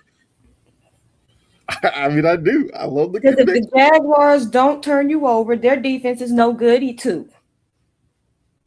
So that's why I brought it up, because Josh Allen's kind of gotten a little careless with the ball a little bit more this year than last year, when we gave him a lot of credit for cutting down on the turnovers. He did have some issues with it again this year. But his decision making needs to be better. Okay. All right. So, look, I like the Bills as well. The thing that is going to be interesting, James Cook is, I don't know where you put him. He's a top 5 running back in the league. Some might say top 3. I don't know. The Bills have the number 1 rushing offense. Would you like to guess who the best defense is against the run? Jacksonville. Not really. So, and that's just because of stats. Well, I just did it off of yards per game. There's like other metrics to it, but I didn't want to dive into that. I just went simple with it. Rushing yards per game against. Eye test tell me that run defense is not that good. Well, okay. So, like I said, just using that number. Topper, I hate all of them. Oh, you really? Yeah. I hate all of them. Actually, I hate the Ravens more than all 3. There you go. So I think it's going to be interesting to see if Jacksonville can contain James Cook, who's a really good running back. And you also have to factor in Josh Allen into the running game as well. And then the other thing is, the Bills have the number 4 scoring offense. The Jags have the number 6 scoring offense. So this game could literally just turn into a shootout. And maybe it turns into that game where, remember when Josh Allen went at it with Patrick Mahomes and Mahomes won it in the last 13 seconds. It could be another one of those games. Just saying. But I got the Bills as well. Back to that comment. Top of the Colts are annoying. The Texans are Temu Titans. And the Jaguars just got here.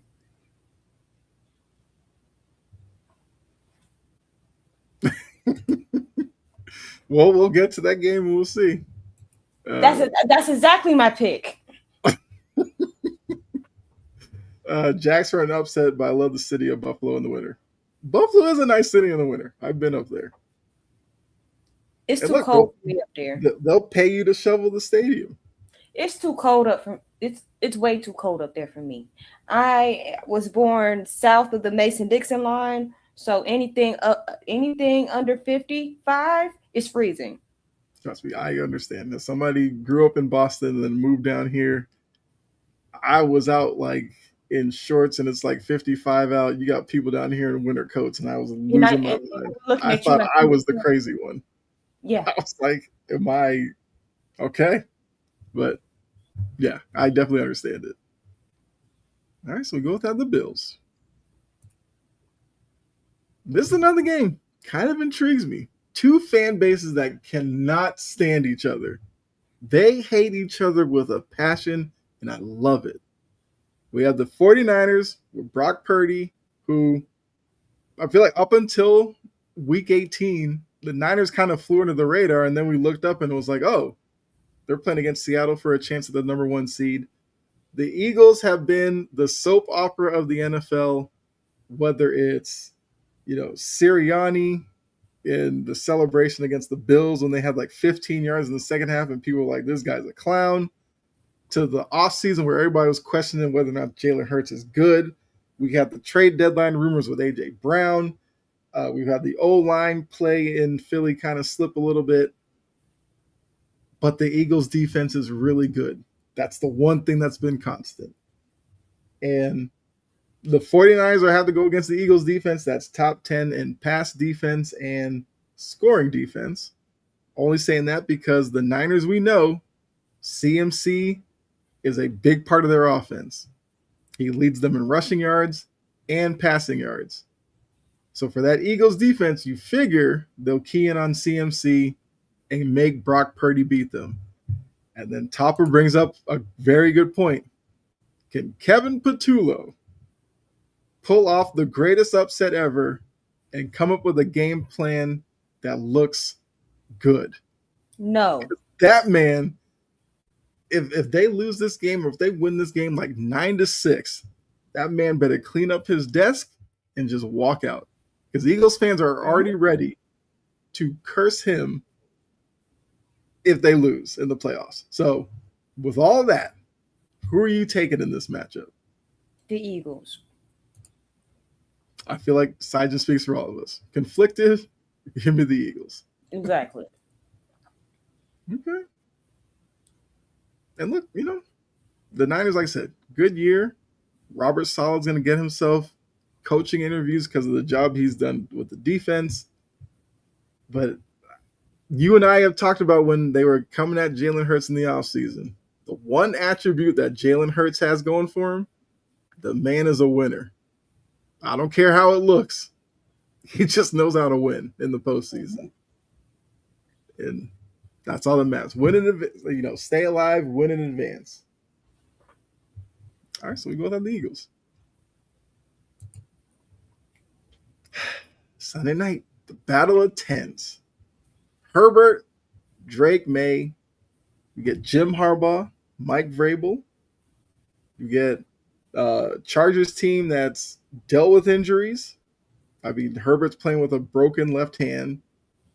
Drake May first playoff start, so that does have to factor into, I guess, how well he could look. He could be too hopped up on adrenaline and overthrow. But, I mean, Mike Vrabel better than most. This is kind of Vrabel's time to shine, too. Patriots by 10. Battle of the Tens, you're taking the Patriots by 10. Okay. That man might need security walking in his car. Yeah, if they lose to the Niners, probably leave your friends or coworkers who are Eagles fans. Leave them alone for a couple of days. Leave them alone. If they lose, I promise you I won't be in the wire-to-wire chat until Wednesday. Yeah, Eagles fans will be beside themselves. I agree. I'm gonna take my Patriots for sure. When I look at the Chargers, the one thing that does scare me, I like the Chargers' secondary defense. They get after it, and that would be my one worry. Because May at times can have turnover issues, which he has fixed a lot of them. But that would be the one thing. A couple of turnovers would make it that the Chargers stay in this game. And Herbert's a guy who flies under the radar for his limited postseason success because we focus so much on Josh Allen and Lamar and Trevor Lawrence to an extent. Herbert kind of needs a playoff moment too. Top up, but I have more faith in that Patriots defense than the Chargers offensive line. I do know a couple of those pieces. Mm-hmm. They don't need to. I get that's how the primary way people think you can generate sacks, but Harold Landry, he's going to give you at least a sack and a half. Mm-hmm. Yeah, I mean that's what they brought Landry for, and Landry was doing that before he got kind of nicked up, but he's missed a couple of weeks and he's back. Also, they missed Milton Williams for a few weeks. And Milton Williams kind of unlocks Christian Barmore, who gets after the passer up the middle. The O-line, they're getting Will Campbell back. When Will Campbell went out, the offensive line did take a dip, but I'm not saying they're a great group, but they are better. And when Will Campbell's there, they're a better group for sure. Mm-hmm. But yeah, the Chargers defense would be my worry more so than the offense, unless if they kind of get careless and let Herbert just sit back there. Because Herbert is talented. It's just that playoffs for whatever reason. Yeah, I don't even think he has a playoff win. No, he's 0-2 in the playoffs. So. No. Well, you would have had one had Brandon Staley not stayed. Yeah. I mean, that's the game we're going to remember him for until he gets a playoff win. the blown lead to the Jacksonville Jags. Now his other playoff game, he threw like 4 picks to the Texans. So yeah. But like I said, I think Herbert's talented. It's just he's got to show it in the postseason. Monday night. We already know your answer to this one, but we get Old Man Rodgers. Is this his final ride? And we get C.J. Stroud, who, much like the quarterbacks in the AFC, limited postseason success or just limited postseason appearances just in general. This is going to be Aaron Rodgers versus that vaulted defense in Houston. And then we can kind of look at it the other way. Houston's offensive line versus T.J. Watt, Cam Hayward, and the front seven of Pittsburgh. So you've already taken Pittsburgh. And I guess you want to throw out there how much you have Pittsburgh winning by? You think it's a close game? Or do you think Houston maybe just has trouble scoring? Because we have seen that with that offensive line this year. Either 3 or 7. It's one of the two. I don't know which one I'm going to pick, but it's either 3 or 7. Because the main problem I have with Houston, I love me some D'Amico Ryans. He's a Bama boy. Mm-hmm. However, this team is undisciplined. They're undisciplined. I'm sorry. When you have somebody like Azeez Al-Shaair being your Walter Payton Man of the Year that can just randomly do some dirty shit, mm-hmm. I don't trust them. The defense can give you a penalty. The offense, it struggles. It struggled all year. Topic gave you a stat you can hold over their head. Houston has to make an AFC Championship game. They're the only team in the division not to. They stole half my defense, and they haven't made an AFC Championship game with it. Damn, Temu Titans, fuck out of here. And yes, Steelers haven't won a playoff game since 2017.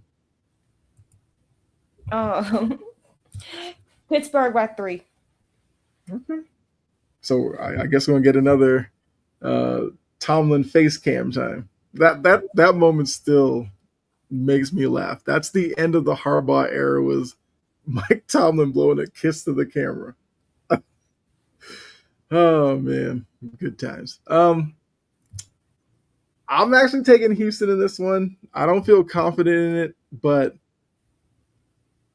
I just think the defense is going to frustrate Aaron Rodgers. I think they'll do better than Baltimore did. Baltimore let this man scramble for 20 yards on a key third down, which Aaron Rodgers don't want to be doing that.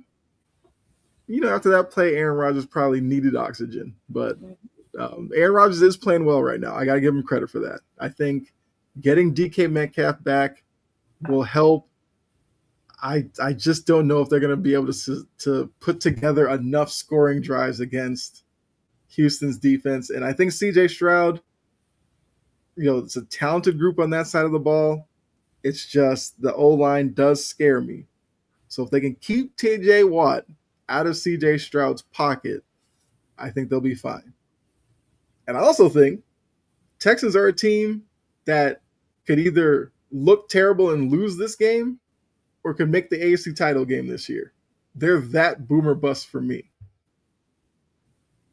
They are a difficult team to predict for me, their playoff journey, but I have them beating the Texans. I don't give a damn what the Texans do. They lost all my respect when they tried to put that powder blue on them ugly ass uniforms. Those are not your colors. So Tapa, you know why she doesn't like the Texans, because the Texans have been trying to claim the Houston Oilers, even though it's a lot. All they had to do was build Bud Adams a damn stadium. Mm-hmm. And now the Oilers. Shut the fuck up. Tomlin has the longest leash. So the thing is, though, here's the weird part. He hasn't had a playoff win since 2017, but every year since then, he's overachieved and kept that over 500 streak alive, which is probably why he's kept his job. When was the last time he had a viable quarterback? Hmm? When was the last time Tomlin had a viable quarterback? That's why his leash so long. And some of it, I think, to some people, especially those Steelers fans who probably want him gone, it's like, does Tomlin not have a say in that? Like, and look, Tomlin did bring in Arthur Smith.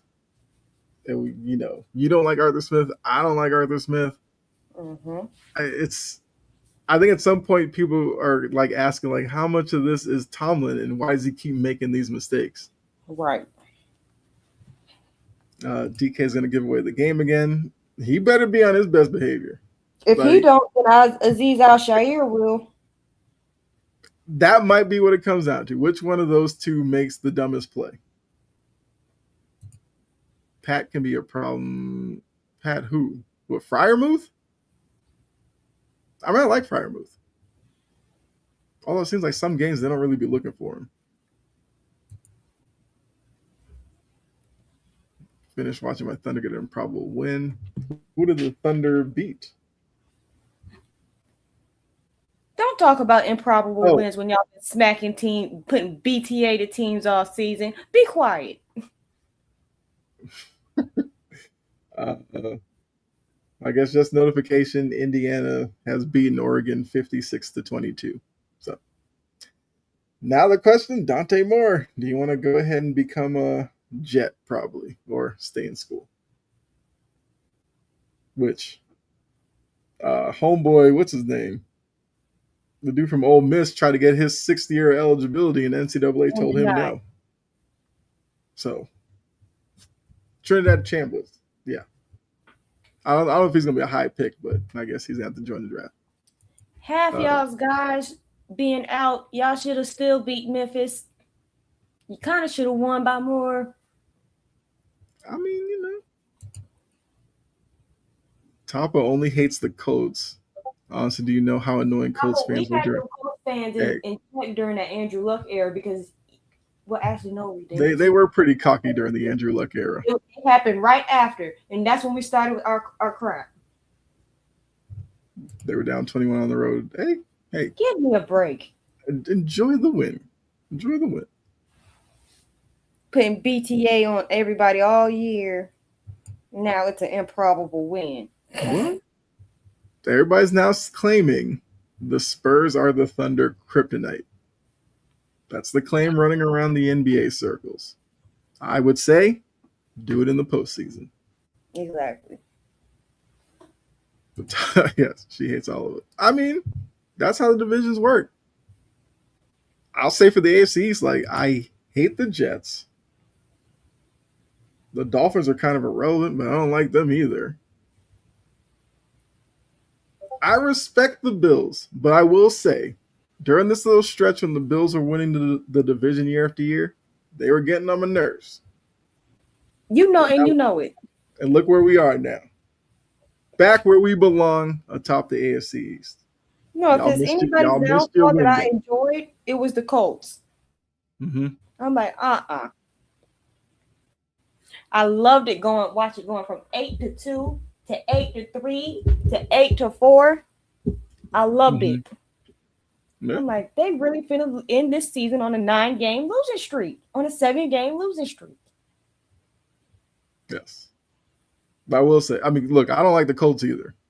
They're the whole Deflategate thing, which I'm not going to get into, but I have hated them since then. Now, I hated them before that. What am I talking about? I hated them back when Peyton Manning was there. Exactly. And they cried because Ty Law and them were beating up his wide receivers and he couldn't find anybody, and they got the whole thing changed. I hated them since then. Look, for whatever reason, the Colts are like media darlings to some people. I don't know why, but so many people in the media love the Colts. The Colts. Boo that damn horseshoe and put another banner up there that's not a Super Bowl banner. Please do it. Whoever is up there. The only thing I probably like, look, I feel like the Colts mascot is. He's the best thing. He's Bear. He's yeah. I can handle him. Other than that, I can't stand him. Old Man Rivers. Yep. I mean, That man had that granddad bod. Them shoulder pads were looking like They looked a uh little chunky. look, it was fun for a couple of weeks. I bet he get comeback player of the year. I wouldn't hate it. Like I would laugh. He'll probably go up there with some dag gummit Nope. or something like that. And yeah. I used to love when he was mic'd up. Because you could tell he wanted to swear so much, but he just went old country on him. I need to be a little bit more like Phillip Rivers. Noodle arm. I mean, the man's 40 something. All right. Look, it was hilarious because when he first came back, they talked to Vrabel about it. Like, have you thought about coming back? He was like, no, nobody wants to see that. I gotta go find that. Yeah. Vrabel's had his moments with the media. That's when I was like, yeah, that's when you need to retire again. They're on like midfield and they're looking to throw a Hail Mary and they put Riley Leonard in. I was like, oh man, Phillip can't even throw it 50 yards? No, Favre can stay home. I don't need that. Favre can, no. No. Favre needs to be in prison. Favre will come back and throw like 6 picks and they'll be like, oh, he's a gunslinger. No, he has bad decision making. Thunder owned the city of Memphis. Last 3 times they played, they made a comeback. Well, Memphis has some issues. I mean, Memphis, look, they had their big 3, John Morant, Desmond Bain, Triple J, and they're going to be down to Triple J here in a couple of weeks, and I wouldn't be surprised if they don't move him soon. All right. Well, actually, before we get into Final Burn, since it's right before the playoffs start, do you have a Super Bowl prediction? No. Okay. I mean, we can do that next week. Okay. We'll do that. Person out on TV. Yeah. Yeah, you could tell Phillip knew like when he was mic'd up or near a microphone. Yeah, he was real careful. Just haven't been to the playoffs since the Rex and Ryan era. Yeah. Look, they keep messing around long enough. A lot of their fan base won't even remember that. JEST, Jets. Oh man. Fireman Ed. I used to hate that guy. I just wanted Brady one time just throw a football up there at him. Knock him back a little bit. Final burn. Actually, I'll probably go since you have a lot of people you want to get to. No, actually, I'll let you go. Yeah, you can go. Go ahead and go. Because when I go, I'm gonna set this roof on fire. Okay. So my final burn, I didn't do a graphic for it because I didn't want to put this man's picture on a graphic. Huh? Waste resources on the Whitlock? Yeah. So I'm going at Jason Whitlock. And as I was sitting here before the show, more clips came up on my feed for whatever reason. I feel like my phone is trying to set me off. And the man is just deep diving into the land of stupidity. So I have seen clips from this week alone where Jason Whitlock has called Carly Ursay some feminist agenda plant by the NFL to cut back on the masculinity. I was like, this man out here is playing a fool right now. So he sits there and claims that she popped up out of nowhere and took over the team, like she's not Jim Irsay's daughter, like she didn't inherit the team and all that. And the fact that he's taken this reach out on that tiny branch to say it's this bigger agenda to cut masculinity, it kind of speaks to how weak of a man he is, number one. Number two, ESPN hates them and knows it wants to give birth. Oh, God, that's what he made him skip out. I mean, you would think people would be okay with that. Like, yeah, I knew what you meant. 3 and D. Jermaine Jackson again. Yeah, okay. I don't understand why they have an issue with that. Like, I felt like that's something people want to hear. We like seeing athletes who are upfront with their religious beliefs and all that. But that's neither here nor there. But yeah. So Whitlock trashed Carly Ursay, which we have seen him trash usually black women, but now he's just going at women in general. And he's basically making it seem like she's unqualified because she's a woman. That's because she's a woman, and the NFL is supposed to be a man's space. Literally, how he phrased his whole little rant. So I was like, okay, that's burn worthy enough right there. Well, he's not a man. He's a bitch. He's not a man. He's a bitch. Yes, there you go.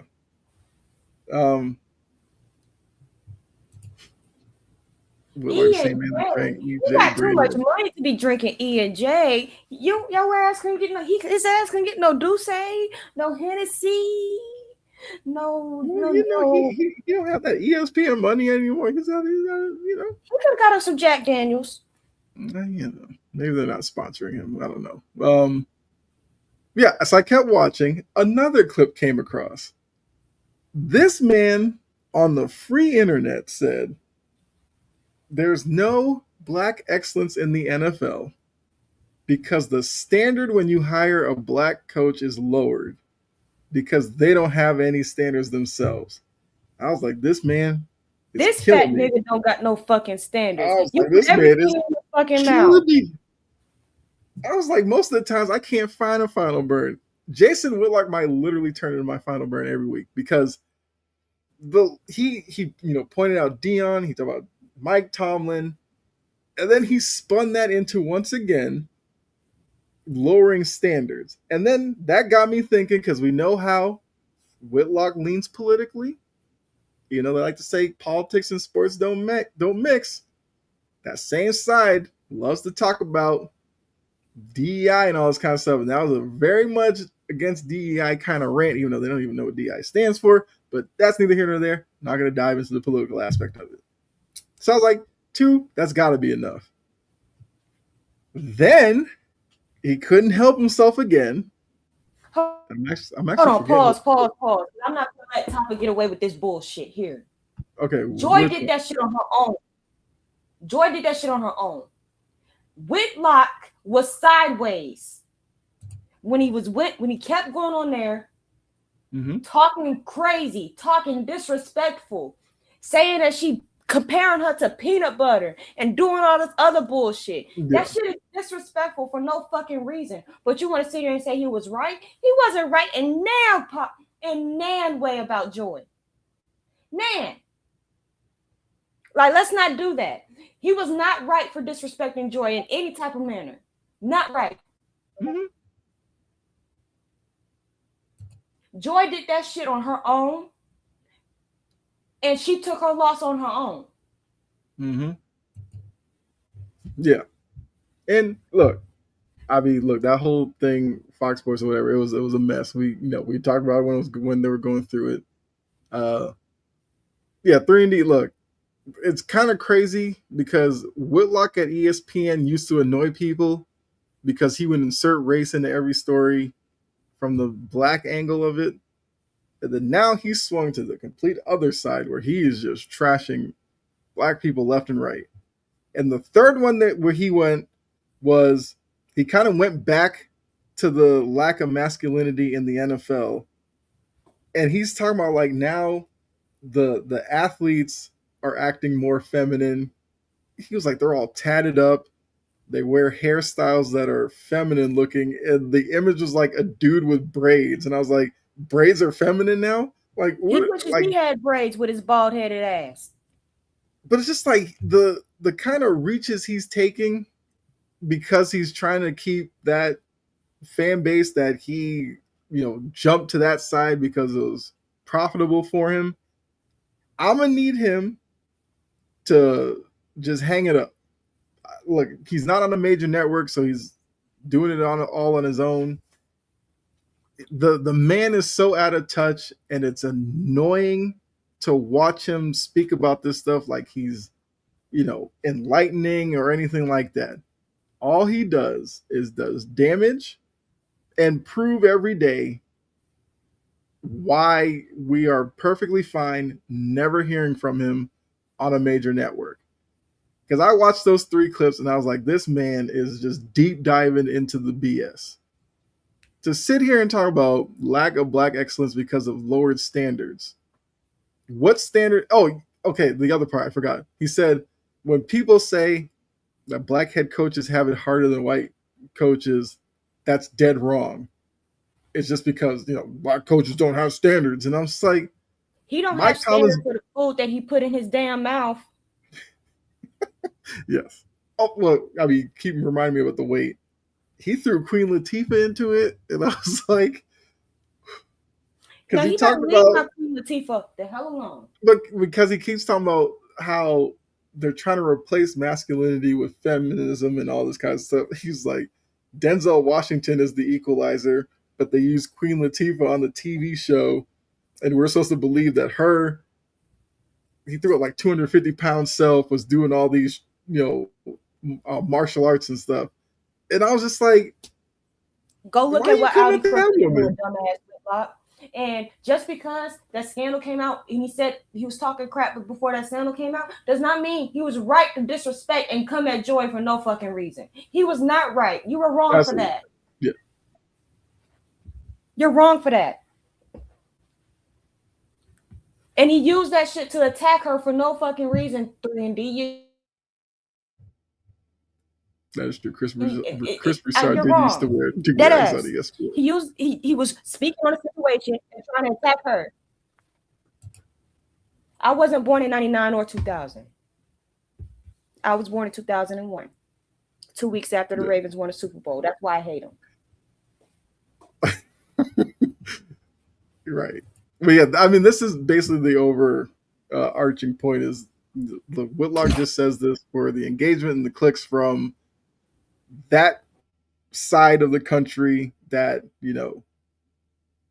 hates Colin Kaepernick with a passion. They hated the bubble with the social media stuff social justice stuff on the jerseys, like all that, they can keep that. But that's all I wanted to say. I just find it hilarious what he's doing just to try to stay relevant. All right. Let me go on to my little spiel. Yes. Floor is yours.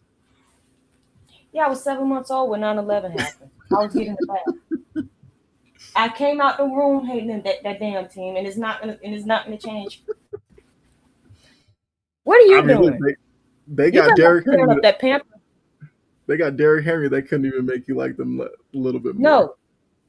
No, because they done turned him into a hoe. All right. Anyway, so I have a lot to say. Mm-hmm.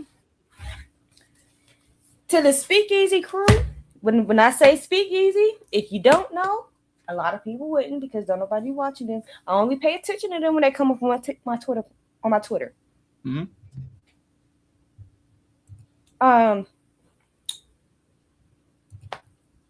The Speakeasy crew have been working my nerve. They have been working my nerve. Hey, Trajan. What's up, Trajan? Y'all some weird ass ninjas. Like, come on. Y'all weird. Y'all shady. And you, I don't, here's the thing. I don't agree with Cam Newton's stance on Drake May. I don't. Mm-hmm. But I'm not finna sit here and just come talking out the ass saying, I don't know if Cam Newton is better than Drake May. You know damn well right now, maybe not next year. As of right now, Cam has had the better career. Yes, it is about that hot, stupid shit he put on his head. And then gonna sit on here on this damn internet talking about, I have an afro. The next time that's the part that kills me. You like, we can see the side of your head. There's no way that's turning into an afro, buddy. Like, calm down. Just embrace that you out here looking like a fool. He said Jermaine Jackson actually said he had an afro. I'm like, are you delusional? He's put it through a hat. That's all he's done. He throws on a hat on it. Cut it off. It looks like you look like a homeless person with that hair looking like that. Which Whitlock did actually put Cam on his images. He's like, that's an unprofessional look. Well, he's on ESPN, so. Well, Whitlock is Whitlock looking like the Michelin Man is unprofessional, but he can shut the hell up disrespectfully. Well, I was just gonna say, Trajan, yeah, we both picked the Packers to win. As far like I don't agree with Cam's take about Drake May. Mm-hmm. But I understand his point?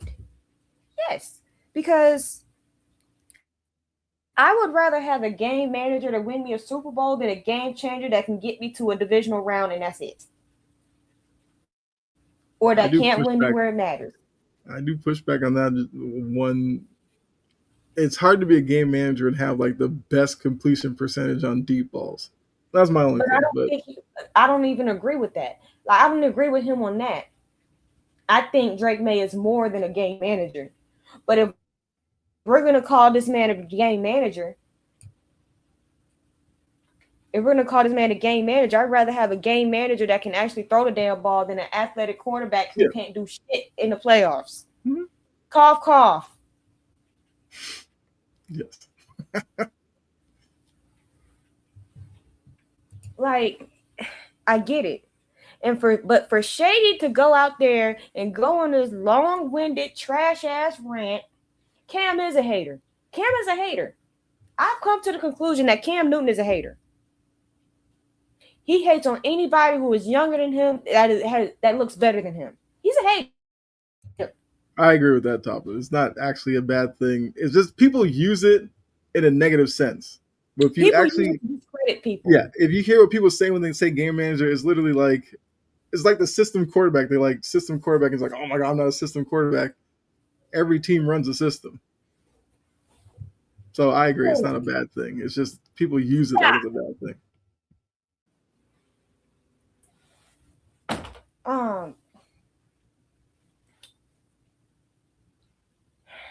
She distracted me because I can't stand the sound of her damn licking. Oh, I guess. I mean, you're talking about Cam being bitter about anybody who's... He's a hater. Yeah. He hates on Jalen Hurts. He's been hating on Drake May. He's a hater. We're there. Shady is an idiot. Yeah. That's also true. He thinks he's the best running back the Eagles have ever had. He's not even a Philly person. He's an Andy Reid person. And for him last week to sit here and say, take me out the Hall of Fame, who the fuck are you? Like, dead ass. Because you never won a Super Bowl in Philadelphia. You won yours with Andy Reid.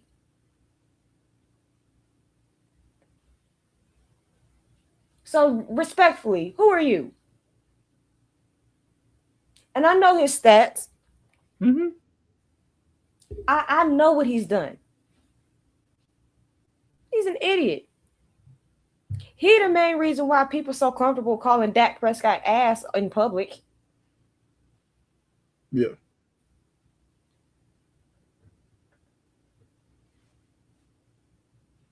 Like, I like Rachel. Yeah, I usually didn't have a problem with Rachel. Right.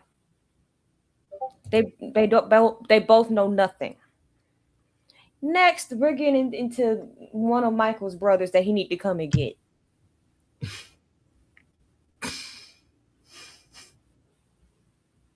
Come get your brother, Michael. Come get him. Because something ain't right in the head. Something is not right in the head. Like, why we see you look like a black Teletubby.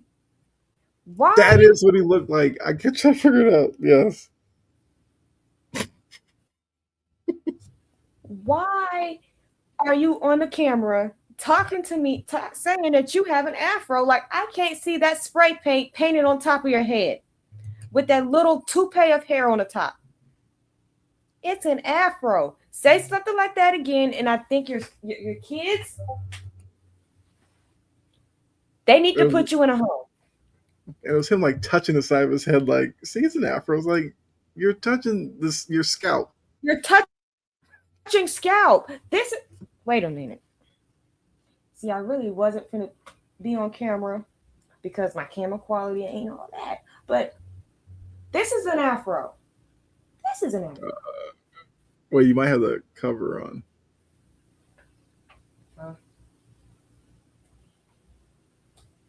Or did it freeze?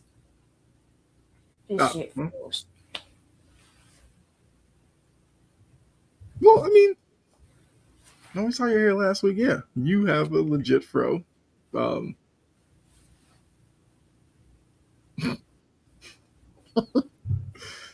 Sergeant's coming at me again. All right.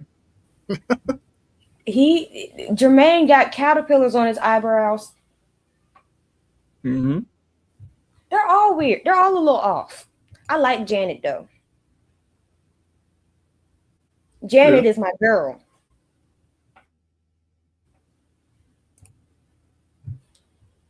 And every time I see Jermaine Jackson, I just get pissed off.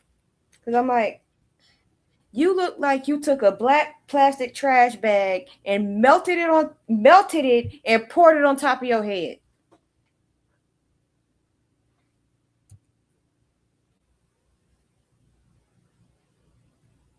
Isn't the toy the one that became like the psychic or something? Yes. Yeah. I mean, y'all know where they came from. So is it surprise that they look thrown off? I'm being quiet about that because I got somebody who's from there in the house Right. Yeah. down the hall. Actually went to school with some of his brothers before she moved down here. Okay. I'm sure she's got stories.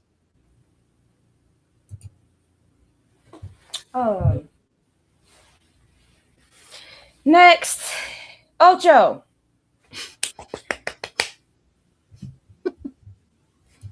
Ocho.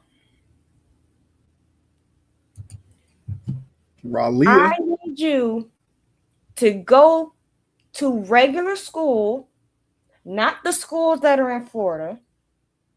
Sorry, Tapa. So you can learn how to pronounce Riley.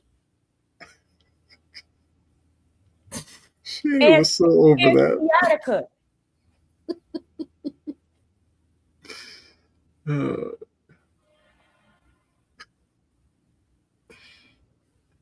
The Shannon with his close enough. All right, you got Riley. Sorry, Topple, but Ocho done made y'all look terrible with this one. You not finna sit here and look at this word Raleigh and say no damn Ralia.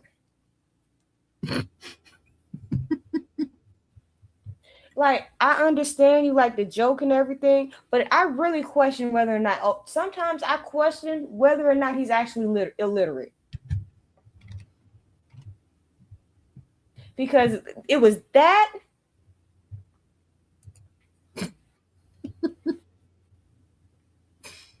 Y'all don't sound like that. I done been to Florida enough times to know y'all don't put no A at the no in the no word like that. So is it also a part of your accent to mistake sciatica for cicadas?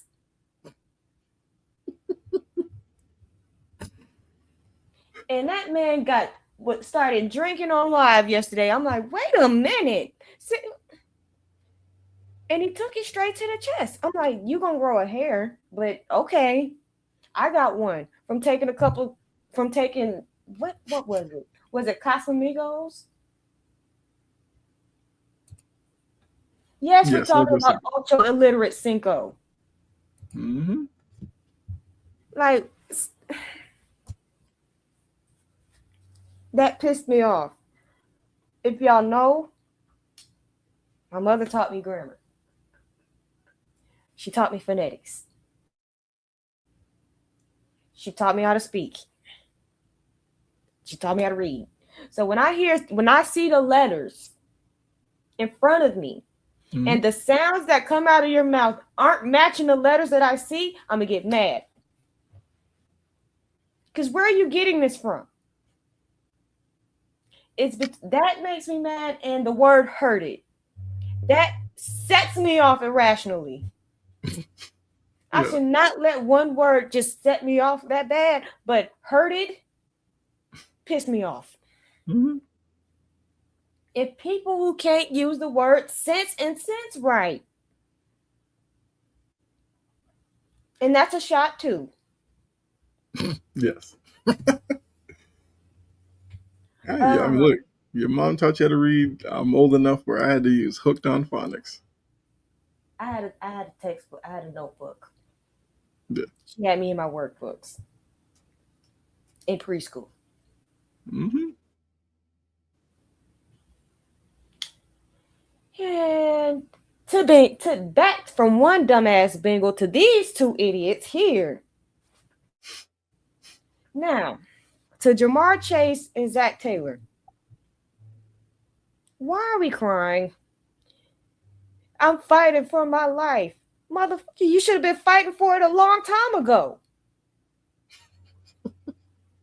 They stopped the game because he got a sack record. They do that for any time you break a record. They're going to pause a couple of times so you can celebrate.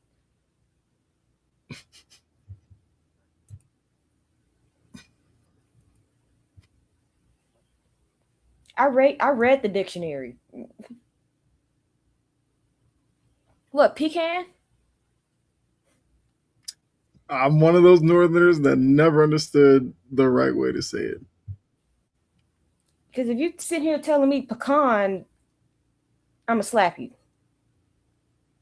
I've been down here long enough, I think I'd say pecan. I don't even know how I used to say it. Maybe it was always pecan. But I used to go crazy over that.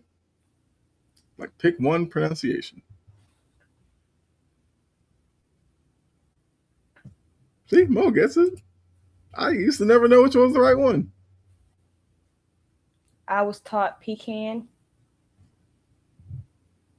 Okay. Yeah, my granny, she taught me pecan. What's another one that also pisses me off? That's a colloquialism. Pop. You just dropped colloquialism just casually in conversation.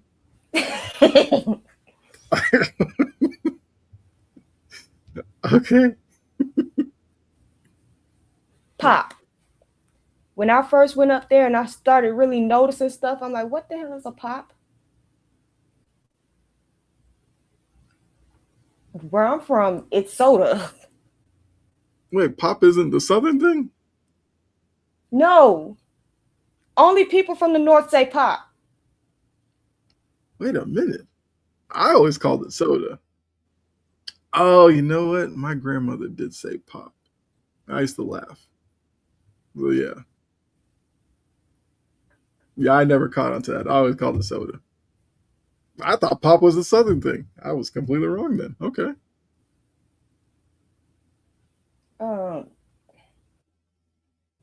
Yeah, but Jamar Chase and Zach Taylor and their sensitivities. Look, I understand that you're emotional because you've been eliminated since week 2, but hey, the Bengals are my sneaky pick to win that division. Go up to Chicago and say some soda, and they're gonna look at you crazy. Oh, you better ask for a great pop. Well, I guess I'm not going to Chicago then. I know I'd get myself in trouble with that. I'm kidding, but Skip. It's been a while. It's been a while. But who the hell are you to sit here and say kickers are non-football players? You didn't kick shit. Like Skip You didn't wouldn't have kick a been a kicker ball. if he You was a averaged football 2 player. points a game in high school. You didn't do nothing. Who are you to sit here and say non-football playing position like a kicker? They still be having to lay the wood. Old ass man. Go get treated for dementia. See? My family lives in Indiana. And Matt. And Gary. And everywhere else.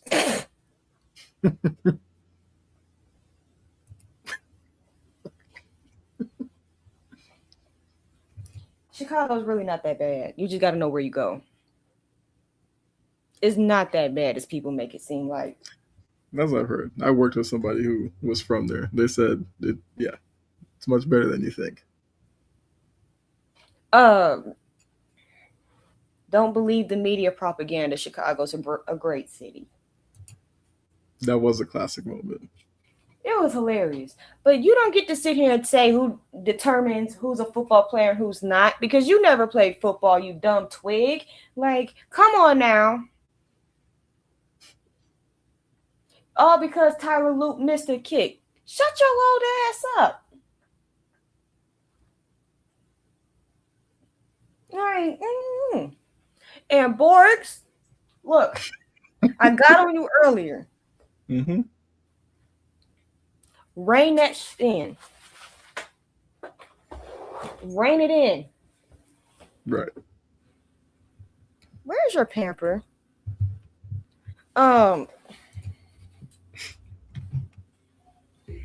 Hey, Puda. Yes, Skip is very biased. Very biased. I'm finna put on another pamper on you. Give me a second. Give me like 5 minutes. Let me end this up. You can't sit in my lap and you don't have that on. Borgs.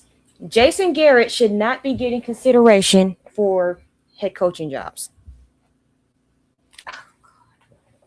Okay. Mm-hmm. He should not. And the fact that you even decided to even consider this man for an interview is ridiculous.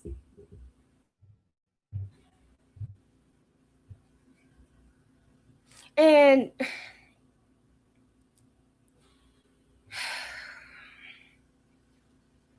get it together.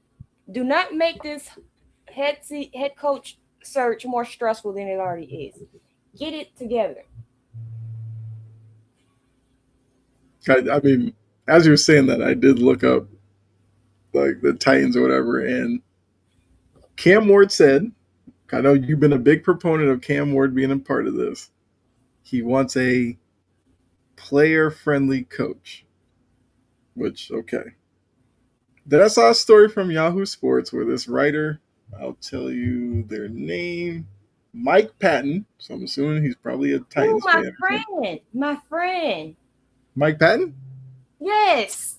So Mike Patton says if he was running the coaching search, this is what he would do. I want to get your thoughts on it. He would hire Robert Saleh as the head coach and hire Mike McDaniel as the offensive coordinator.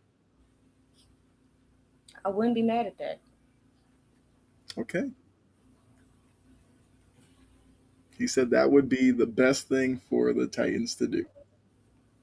That is my friend. Okay, well, look, I guess he can continue to be your friend because you agree. And Michael Strahan, listen.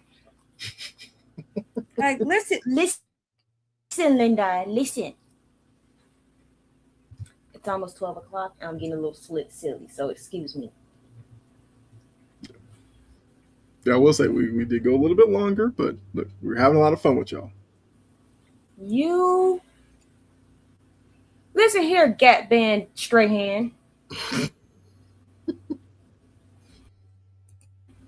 You are a hater. Nothing but a hater. Why are you mad that Myles Garrett took one more game? Thank you. That's the point right there.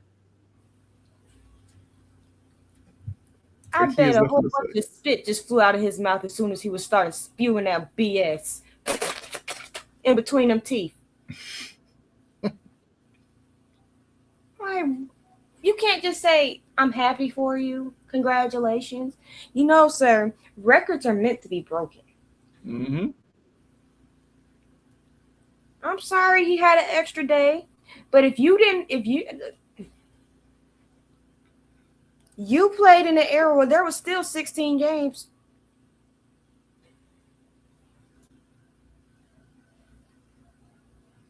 Like, I'm happy he didn't break it against my squad because we schemed up against it. Yeah.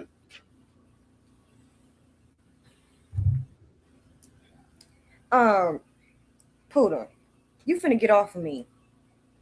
Um,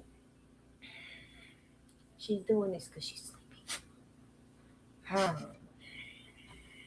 See, get a new microphone, Bella. Try and get in on it. Mm-hmm. I There's a lot of stuff this week that kind of pissed me off. But just them and people who think that Nick Saban's coming out of retirement to coach the Baltimore Ravens, go to hell. Oh man. So not even that would make you like them a little bit more. What? If Saban was like, "Hey, I'm going to coach Baltimore." No. I was born an op and I'm gonna be an op. Yeah, Stephen A. trying to beef with Garrett Wilson, which, all right, Stephen A. People don't respect Stephen A because he does stuff like that. Mm-hmm. Neither can we, Side. You can make a point. You can make a point without being disrespectful to the people to organizations that people play for and owe some type of loyalty to. Mm-hmm. You can do that. Zach Taylor's going crazy. Hey, Zach Taylor still has a job. Shout out to him. And he shouldn't. I mean, he shouldn't. And he really shouldn't. Imagine that, Baltimore. You had to fire Harbaugh and Zach Taylor still coaching the Bengals. Mm-hmm. Good times. Oh, yeah. Yeah. Yep. Stephen A. backed away from that real quick. He needs his ass whooped. He needs his ass kicked. Mm-hmm. But you know, he's under the assumption that nobody's ever going to do it. So, because he's Stephen A. He made First Take. He made this. Like, okay. You made sports media the hellhole that it is. Congratulations. Whoop de fucking do. Yeah. I mean, yeah, there's plenty to go around for reasons to not to like Stephen A. right now. Okay. I mean, look, you definitely had a lot to burn, and yeah, that's a long list. Do better next time, next week, everybody. Do better. I should not have to go leave a show and then 2 hours later find something else for next week. Let's do better this week. Yes. Lakers, Cowboys, and Chiefs. Yep. All right. Well, let me remove that. So yeah, like I said, longer episode than we normally do, but we definitely loved the energy that you guys had in the chat. So we went a little bit longer because we were just having too much fun. Like I said, I lost track of time. I actually did too. Like we do that on here. One day we'll get better with it. I don't know. No. So let's have one more. I'm just gonna say. Have one more. Hey, don't get me agreeing with Kyle. We're not gonna do this. I'm just saying. So let's have one more. For now. Yeah, when Tatum comes back and we got another one. No, that's not how that works. And then the Lakers get get LeBron stupid ass James off my team, and then we win one with Luca,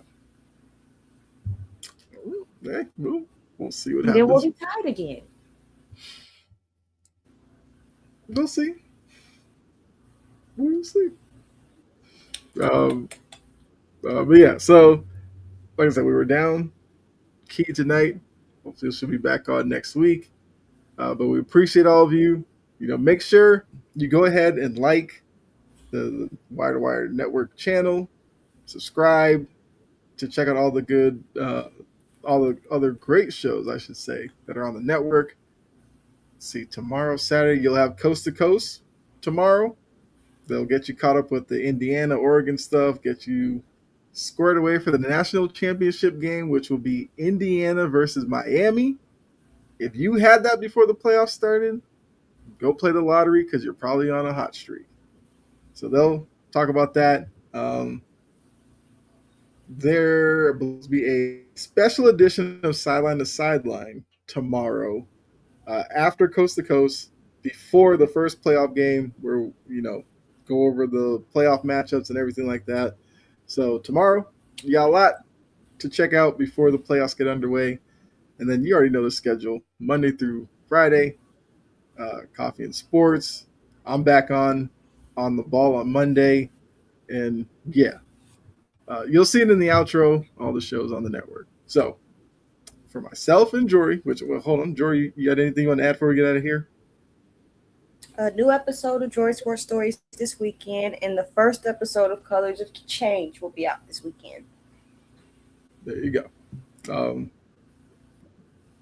I did do a couple of episodes of Chomping at the Bit this week. I have a couple of more coming out, hopefully like in the morning. But yeah, so check out Jory Sports Stories. You can check out Chomping at the Bit if you want to hear more from me. But yeah, other than that, enjoy the weekend full of games. We'll be back here next week to talk about it all. You have to find out who makes Final Burn next week. But until then, see you all later. All right, bye.